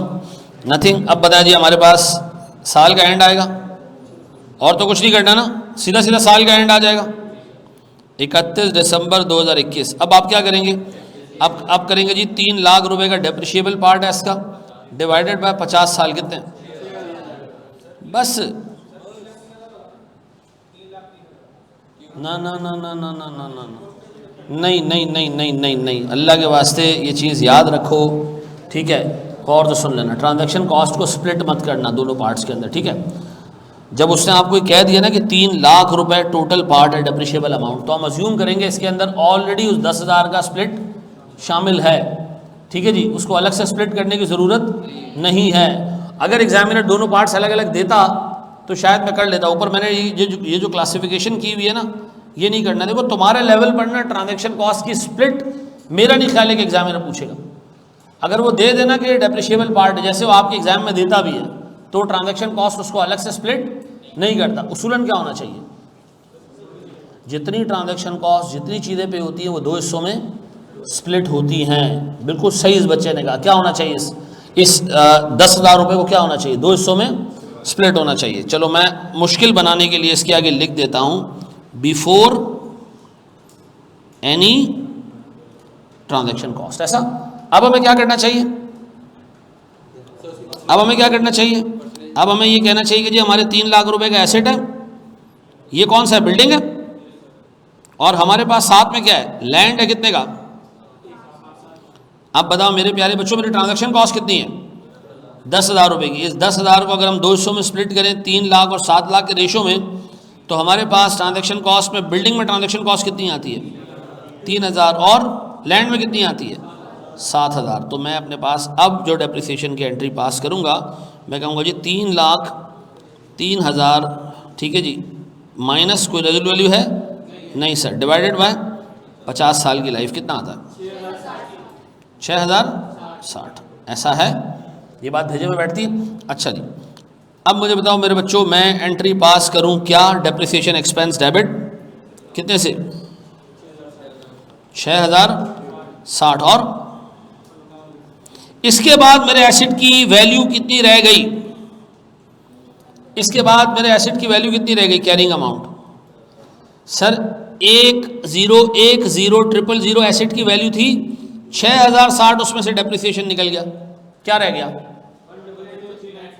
1,00,3940। सही कह रहे हैं लड़का? ये वैल्यू रह गई। मुझे बताओ सर, अगर हम फेयर वैल्यू मॉडल पे चल रहे होते तो इसको रिकॉर्ड करने के बाद आप इसको रिवैल्यू करते, कितने पे रिवैल्यू करते हैं जनाब? वो कह रहे हैं भैया हमारे पास फेयर वैल्यू 13 लाख है, तो कितने से बढ़ाते हैं हम इसको? 3 लाख। एंट्री क्या पास करते हैं? आईपी डेबिट कितने से? और अनरियलाइज गेन कहाँ जाएगा? ये कितने से? 3 लाख। अच्छा मेरे प्यारे भाई, ये दिमाग में रखना, एग्ज़ाम में अगर वो आपको कह देना इसमें बिल्डिंग का कंपोनेंट इतना है और कुछ ना गए, तो आप अपनी एजम्पशन नीचे लिख देना कि मैं एज्यूम कर रहा हूँ कि वैल्यू बिफोर स्प्लिट है, before charging any transaction cost है, या after charging any transaction cost. ये एजम्पशन लिख लेना वहाँ पे। आपका एग्जामिनर पूरी वैल्यू को क्या ट्रीट करता है? ये 3 लाख को क्या ट्रीट करता है? Inclusive of all cost components, ठीक है जी। तो इन्ना लिल्लाहि व इन्ना इलैहि राजिऊन, जंगलियों जब मैं लिख रहा होता हूँ उस वक्त क्यों नहीं बताते हो? बस अब बताएं जी, नोट लिख लेना, इस वक्त हम एंट्रीज पास करें ना। अब बताओ जी, गौर तो सुनो प्यारे भाई, मेरे पास इस वक्त आईपी कितने पे आ जाएगी? 13 लाख। बोर्ड पे देखना, बोर्ड पे देखना। अब इसके बाद हमारे पास सेकंड ईयर आया और इसको बेचने का मसला शुरू हुआ। बेचने पे हमने क्या करना है? वो कह रहा है जी आपने इसको ईयर 2 में बेच दिया, कितने में? नहीं, 15 लाख 50 तो टोटल वैल्यू है ना। आपने जब बेचा होगा तो सर 50,000 रुपये जो है वो कोई डिस्पोजल कॉस्ट भी दी होगी, तो सर आप इसको नेट कर दें, कितना आ रहा है जी? अब बताओ, अगर मैंने 15 लाख बेचा है कॉस्ट मॉडल में, तो मैंने कितने रुपए का गेन बुक किया होगा? अच्छा, ईयर 2 के शुरू में हुआ है काम, तो डेप्रिसिएशन रिकॉर्ड करने की ज़रूरत? सर ये कौन लिखा है ईयर 2 के शुरू में हुआ है? अर्ली ईयर 2, तो हम अज्यूम कर रहे हैं कि कोई डेप्रिसिएशन रिकॉर्ड करने की ज़रूरत। बताओ मेरे प्यारे बच्चों, अगर मैं इसको आज डिस्पोज करने जाऊं तो इसकी कैरिंग अमाउंट है मेरे पास कितने की? 1,003,940, और फेयर वैल्यू कितनी है? Net of disposal cost 1.5 million. पता है मेरे पास गेन कितने का आ रहा है?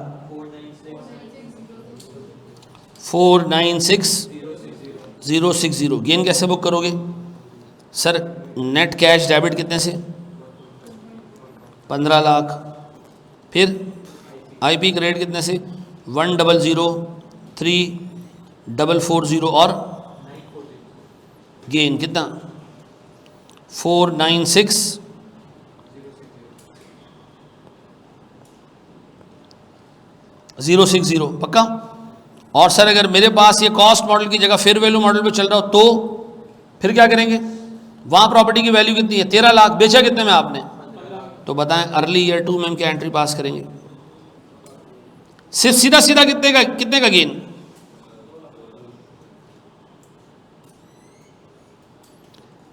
कैश डेबिट कितने से? 15 लाख, और आईपी क्रेडिट कितने से?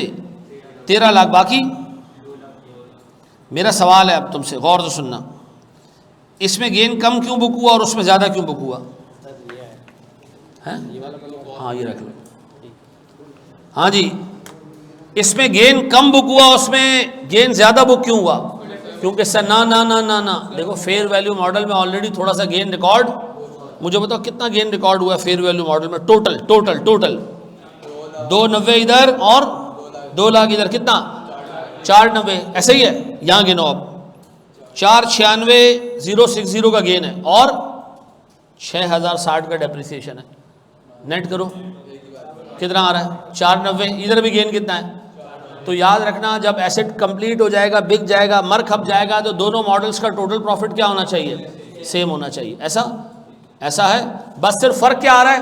एक ने अनरियलाइज गेन के नाम पे इसको अर्ली रिकॉर्ड कर लिया और दूसरे ने इसको उस दिन रिकॉर्ड किया जब हमने प्रॉपर्टी को डिस्पोज किया। पक्का? ये कॉपी करें सर। क्या फेयर वैल्यू में पीरियोडिकली गेन बुक होता रहेगा? होता रहे। हर रिपोर्ट पे, हर ईयर एंड के ऊपर आप गेन बुक करेंगे, लॉस बुक करेंगे। ये कॉपी कर लें मेरे बच्चों।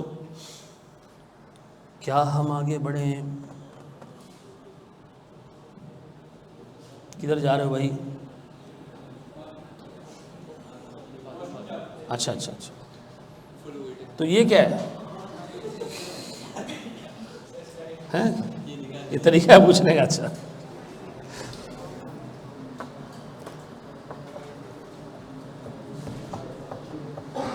कितने लोगों ने ऑल बॉयज़ स्कूल में पढ़ा है जिसमें कोई क्लास में लड़के नहीं होते? उस क्लास का मज़ा ही अलग होता है ना, है? उसमें टीचर कुछ भी बोल देता था कुछ। हमारे कुछ टीचर तो ऐसी माशाल्लाह गालियां देते थे, हो पढ़ाते पढ़ाते एकदम उसके मुंह से गाली देते, इधर देख।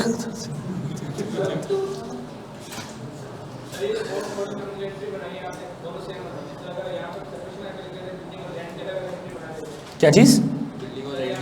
देखो, बिल्डिंग और लैंड अलग नहीं करो। इन्वेस्टमेंट प्रॉपर्टी के अंदर यही तो उसने आपसे रिक्वेस्ट की है कि बिल्डिंग और लैंड अलग अलग करने की ज़रूरत नहीं है, क्योंकि हम दोनों को क्या ट्रीट कर रहे हैं। हाँ, कॉस्ट मॉडल में भी अलग अलग ना करो भले। अच्छा देखो, एक चीज़ याद रखो, सुनो, जब आप इसको एक चीज़ होती है अकाउंटिंग, एक चीज़ होती है रिपोर्टिंग। आप इसको रिपोर्ट बिल्डिंग और लैंड के अलग अलग नहीं करेंगे कंपोनेंट। रिपोर्ट क्या करोगे, एक लाइन आइटम इन्वेस्टमेंट प्रॉपर्टी। आप अपनी अकाउंटिंग के लिए क्या कर सकते हैं, दो अलग अलग लेजर बना दें, कोई टेंशन नहीं है। लेकिन फाइनेंशियल स्टेटमेंट्स में किस नाम से आएगा, एक नाम से, इन्वेस्टमेंट प्रॉपर्टी।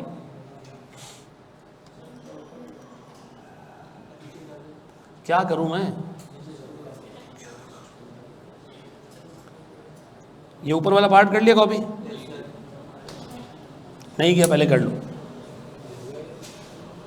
अच्छा जी, अपने पास हेडिंग डालें स्पेशल रूल्स। 4 स्पेशल रूल्स हैं।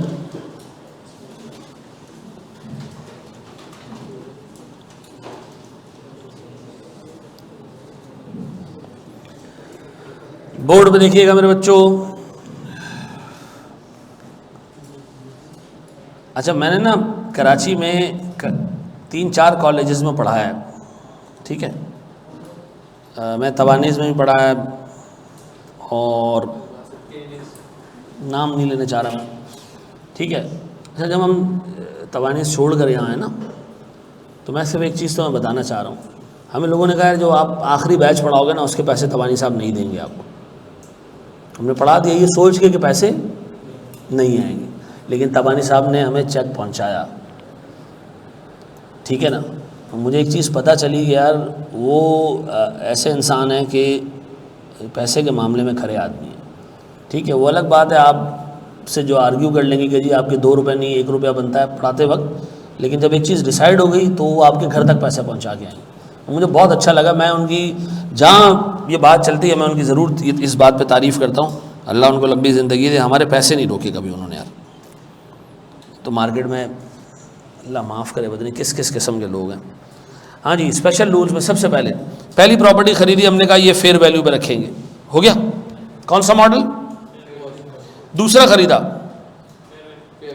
हमने कहा जी अक्कड़ बक्कड़ बम्बे बो, ऐसा नहीं, क्या चीज़, इसको लाजमी किस पे रखना है, फेयर वैल्यू पे। तीसरी प्रॉपर्टी हमने खरीदी फेयर वैल्यू, चौथी प्रॉपर्टी हमने खरीदी फेयर वैल्यू। सर हमने करते करते सारी फेयर वैल्यू पे रखी, ऐसा, ये बात समझ आती। अब हमने एक प्रॉपर्टी खरीदी और ये भी फेयर वैल्यू। अब हमने एक प्रॉपर्टी ऐसी खरीदी, ये हमने खरीदी लियारी में। कहाँ खरीदी? लियारी में। जब हम प्रॉपर्टी खरीद रहे थे ना, तो जिस इलाके में प्रॉपर्टी है ना, प्रॉपर्टी डीलर ने बताया कि आपको ना कौड़ियों के दाम मिल रही है, क्योंकि इस वक्त फड्डा चल रहा है, एक घर के साथ 3 रॉकेट लॉन्चर फ्री, ठीक है जी। तो ये मैं आपको बता दूं, ये आपको आज मिल रही है लाख रुपए में। इस प्रॉपर्टी की वैल्यू 25-30 लाख रुपए, लेकिन इस वक्त हालात क्या है, ख़राब चल रहे हैं। आपको कितने में मिल रही है? तो मैंने कहा अच्छा, मतलब इसकी प्रॉपर्टी की, उसने कहा इसकी प्रॉपर्टी की फेयर वैल्यू ऐसे ऐसे ऐसे वॉलेटाइल हो रही होती है, ऊपर नीचे ऊपर नीचे। हमने अपने अकाउंटेंट से कहा कि ऐसे में IAS 40 क्या कहता है? उसने कहा IAS 40 कहता है कि यहाँ पर फेयर वैल्यू रिलायबल नहीं है और ना आगे जाके होगी, कंटिन्यूटी में इसकी फेयर वैल्यू रिलायबल नहीं होगी। इस इलाके में फेयर वैल्यू मालूम करना बहुत मुश्किल है। ये कब हम सोच रहे हैं? जब हमने प्रॉपर्टी खरीदी है डे 1 पे, हमें लग रहा है कि इसकी फेयर वैल्यू कंसिस्टेंट बेसिस पे अवेलेबल नहीं होगी, जो मिलेगी वो रिलायबल नहीं होगी। तो मिलेगी नहीं और मिलेगी भी तो रिलायबल, ये कब सोच रहे हैं हम? डे 1 पे। खरीदने के 5 महीने बाद नहीं सोच रहे हैं, कब सोच रहे हैं? तो स्टैंडर्ड कहता है जब आपने डिसाइड कर लिया कि इसकी fair value long term basis पे आपको रिलायबली अवेलेबल नहीं होगी, तो आप इसको फेयर वैल्यू पे कैरी ना करें। किस पे कैरी करें? तो मैंने कहा वो जो कहा है कि बाकी की सारी प्रॉपर्टीज फेयर वैल्यू पे है, तो ये भी फेयर। उसने कहा हाँ कहा है, लेकिन अब मजबूरी है ना, अब इसको हम किस पे कैरी करेंगे? कॉस्ट मॉडल पे। ऐसा तो बता, कॉस्ट मॉडल पे जब हम प्रॉपर्टी को कैरी करते हैं, हम उसकी कॉस्ट लेते हैं, उसको डेप्रिशिएट करते हैं, ठीक है जी। डेप्रिशिएट कैसे करते हैं हम? Cost divided by life. नहीं सर, यहाँ और भी क्या करते हैं, माइनस। अब बताओ जी, हमने प्रॉपर्टी कितने की खरीदी? 1 लाख की। ऐसा हमने सोचा ये चलेगी इंशाल्लाह ताला 20 साल, और 20 साल बाद इसकी रेंट वैल्यू क्या होगी? सोचो ऐसी क्या होगी। हमने कहा यार कोई 20,000, यहीं पे स्टैंडर्ड आ गया। उसने कहा मनुष्य तेरे को आज फेयर वैल्यू पता नहीं चल रही है तो तू 20 साल बाद की वैल्यू कैसे निकालेगा? हैं, कैसे निकालेगा तू? मैंने कहा अंदाज़ा लगा के। उसने कहा नहीं, ये बगैरती अलाउड नहीं। आज फेयर वैल्यू तेरे को पता नहीं चल रही है, तुम कह रहे हो फेयर वैल्यू आज मालूम नहीं हो सकती। हाँ, लेकिन तुम अंदाजे लगा के 20 साल आगे की वैल्यू निकाल लो। नहीं सर, इस केस में रेजल्ट वैल्यू आपको 0 अज्यूम करनी पड़ेगी। ऐसा? अब बताओ, मजबूरी में पिक किया गया कॉस्ट मॉडल, उसमें रेजल्ट वैल्यू क्या अज्यूम करनी पड़ेगी? 0। क्यों? क्योंकि हमने तो ये कंक्लूड कर दिया ना कि फेयर वैल्यू मालूम नहीं हो सकती। अब भी नहीं हो सकती तो 20 साल आगे 20 साल आगे की फेयर वैल्यू कैसे मालूम कर रहे भाई तू? ऐसा? अब बताओ जी, ये चीज़ लोग पढ़ते हैं और पेपर में जाके सवाल में लिख के आते हैं कॉस्ट मॉडल में हमेशा रेजल्ट वैल्यू 0 अज्यूम की जाएगी। क्या मैंने ऐसा कहा? नहीं। 0 कब अज्यूम की जाएगी? सर, जब आपकी सारी प्रॉपर्टीज फेयर वैल्यू पे थी, उनमें से एक प्रॉपर्टी ऐसी आ गई जिसकी फेयर वैल्यू डे 1 से आपको पता है कि लॉन्ग टर्म बेसिस पे रिलायबली अवेलेबल नहीं होगी, तो आपने उसको किस पे रख दिया? कॉस्ट मॉडल पे रख दिया। और कॉस्ट मॉडल पे रखा तो अब उसके रेजल्ट वैल्यू क्या अज्यूम करोगे? 0। ऐसा है? ये नोट करो सर, ये आगे ये लिखा हुआ, अपने अल्फाजों में लिख लो, मेमनी में, उर्दू में, सिंधी में, ठीक है जी। जब सारी प्रॉपर्टीज़ फेयर वैल्यू पे चल रही होंगी और उनमें एक ऐसी प्रॉपर्टी आ जाएगी जिसकी fair value long term basis पे रिलायबली अवेलेबल नहीं होगी, तो मैं उस प्रॉपर्टी को कॉस्ट मॉडल पे कैरी करूँगा मजबूरी में और उसकी रेजल्ट वैल्यू अज्यूम करूँगा 0। क्योंकि सर ने कहा था कि बेवकूफ़, अगर अभी की फेयर वैल्यू पता नहीं चल रही है तो 20 साल आगे की घंटा पता चलेगी। ऐसे लिख दो, ठीक है।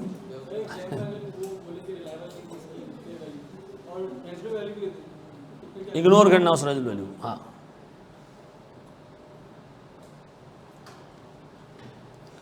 तुम लोग यकीन करो, लेके जाना चाहिए, डिफरेंट लोगों के सामने बैठाना चाहिए और बात करते हुए कहना चाहिए कि यार ये पूरी मीटिंग के मिनट्स बनाओ। है, लिखना ही नहीं आता तुम लोग, बात सुन ली, लिखेंगे कैसे इसको? शॉर्ट में लिख दो। सारी प्रॉपर्टीज़ फेयर वैल्यू पे चल रही थी, एक प्रॉपर्टी लियारी वाली आ गई, उसकी फेयर वैल्यू मालूम नहीं हो सकती, उसको कॉस्ट पे रखेंगे 0 रेजल्ट वैल्यू अज्यूम करके। सर, इसके बाद जो प्रॉपर्टी लेंगे वो कौन सी? वो फेयर वैल्यू भी चलेगी। हाँ, ऐसा थोड़ी कि अब कॉस्ट मॉडल पे आ गए तो बस अब आगे कॉस्ट पे ही चलेंगे, अल्टा पल्टी किए जा रहे। नहीं, हमारी बेस मॉडल है क्या? Fair value.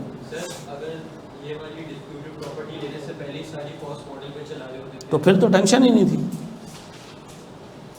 फिर तो टेंशन ही नहीं थी। हाँ, 0 मालूम ही नहीं कर पाओगे ना।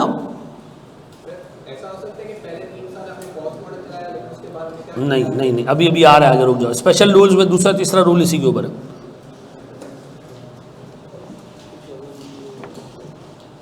आया बाजी, कौन से पास पेपर्स मेरा बच्चा? आगे बढ़े, टॉपिक तो बताओ मुझे। मैंने आपको एम्पेयरमेंट में ऑलमोस्ट 80-90% पास पेपर्स करा दिए। मैंने आपको गवर्नमेंट ग्रांट में इक्का दुक्का सवाल छोड़ के सारे ही पास पेपर करा दिए। अच्छा, ब्रेक इवन क्या आप FAR 1 में पूछ रही है बाजी?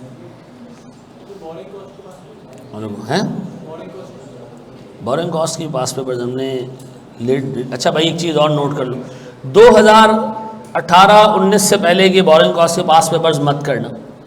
उस वक्त आपके कोर्स में IFRS 15 भी था, तो उसके हिसाब से उससे सवाल सेट किए, फंसोगे उसके अंदर, मत करना, ठीक है जी। हाँ, वो उसके अंदर progress payments, retention money, advance to contractor, इस तरह की चीज़ें अब हमारे कोर्स में नहीं है। अपना टाइम वेस्ट मत करना उसके ऊपर। आगे बढ़ो मेरे प्यारे बच्चों। दूसरा रूल, गौर से सुनो प्लीज़, बोर्ड पे देखो। हमने पहली प्रॉपर्टी ली, इसको हमने डाल दी फेयर वैल्यू पे, डन। क्या सोच कर डाला फेयर वैल्यू पे? आज भी फेयर वैल्यू पता चल रही है और आगे भी इंशाल्लाह चलती रहेगी। ऐसा 2 साल बाद फेयर वैल्यू मिलना बंद हो गई, मुल्क खाना जंगी में चला गया, ठीक है जी, और फेयर वैल्यू मिलना बंद। अब क्या करें? अब स्टैंडर्ड कहता है जो आखिरी फेयर वैल्यू रिलायबली तुम्हें पता चली थी ना, उसी पे प्रॉपर्टी को रख के छोड़ दो। जो आखिरी फेयर वैल्यू तुम्हें पता चली थी उसी पे प्रॉपर्टी को रख के छोड़ दो, कोई डेप्रिशिएट करने की जरूरत नहीं है, छोड़ दो उसको वहीं पे। खामखा इसको दोबारा कॉस्ट में ले जाने की जरूरत नहीं है। अब बताएं जी, अगर सब्सिक्वेंटली मार्केट डिसअपीयर हो जाए, मार्केट डिसअपीयर होने का मतलब है फेयर वैल्यू अब मालूम नहीं हो रही है, तो स्टैंडर्ड कहता है लास्ट फेयर वैल्यू जो रिलायबली आपको पता चली थी, जिस पे आपने प्रॉपर्टी को रिकॉर्ड किया था, उसके ऊपर बोर्ड लगा दें डू नॉट डिस्टर्ब, बस अब इसी पे इसको रहने दें। कब तक? जब तक ये फेयर वैल्यू दोबारा मिलना ना शुरू हो जाए। ठीक है जी, ऐसा है। अब इसको उर्दू में लिखो, अपने पास लिखो अल्फाजों में। क्या लिखो? अभी मैंने क्या इतना बताया यार, खुद से कुछ तो लिखना शुरू करो यार। सर मैं थ्योरी के पेपर में फेल हो गया, मेरी ड्राफ्टिंग अंग्रेजी अच्छी नहीं, आपको लिखना ही नहीं आता। सब्सीक्वेंटली अगर मार्केट बेटा डिसअपियर हो जाए तो आखिरी रिलायबली नोन फेयर वैल्यू पे आप प्रॉपर्टी को रखो, उसके बाद आप उसको कोई डेप्रिसिएशन वगैरह बुक करने की जरूरत, leave it as it is. और फिर उसको कब फेयर वैल्यू पे लेके आओ? जब बाद में फेयर वैल्यू 2 साल बाद, 3 साल बाद, जब भी पता चलने लगे, आप फिर उसको फेयर वैल्यू पे दोबारा ले आओ, लेकिन उसमें कोई डेप्रिसिएशन अल्लाह के वास्ते रिकॉर्ड नहीं करना। ऐसा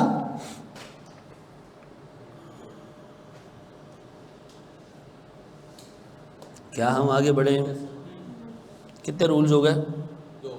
2 हो गए, 2 बाकी है। तीसरा रूल,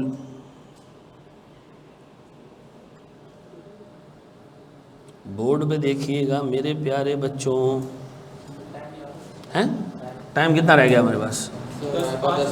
5 मिनट, 10 मिनट है, 5 मिनट है। चलो बस फिर हम ये तीसरा रूल खोल नहीं पाएंगे, ये लंबा रूल है, याद रहेगा। आज मैं आपको होमवर्क दूंगा जिसमें एक्विजिशन होगी, रिवैल्यूएशन होगी और अल्टीमेट डिस्पोजल होगी। कर लोगे manage? Thank you very much.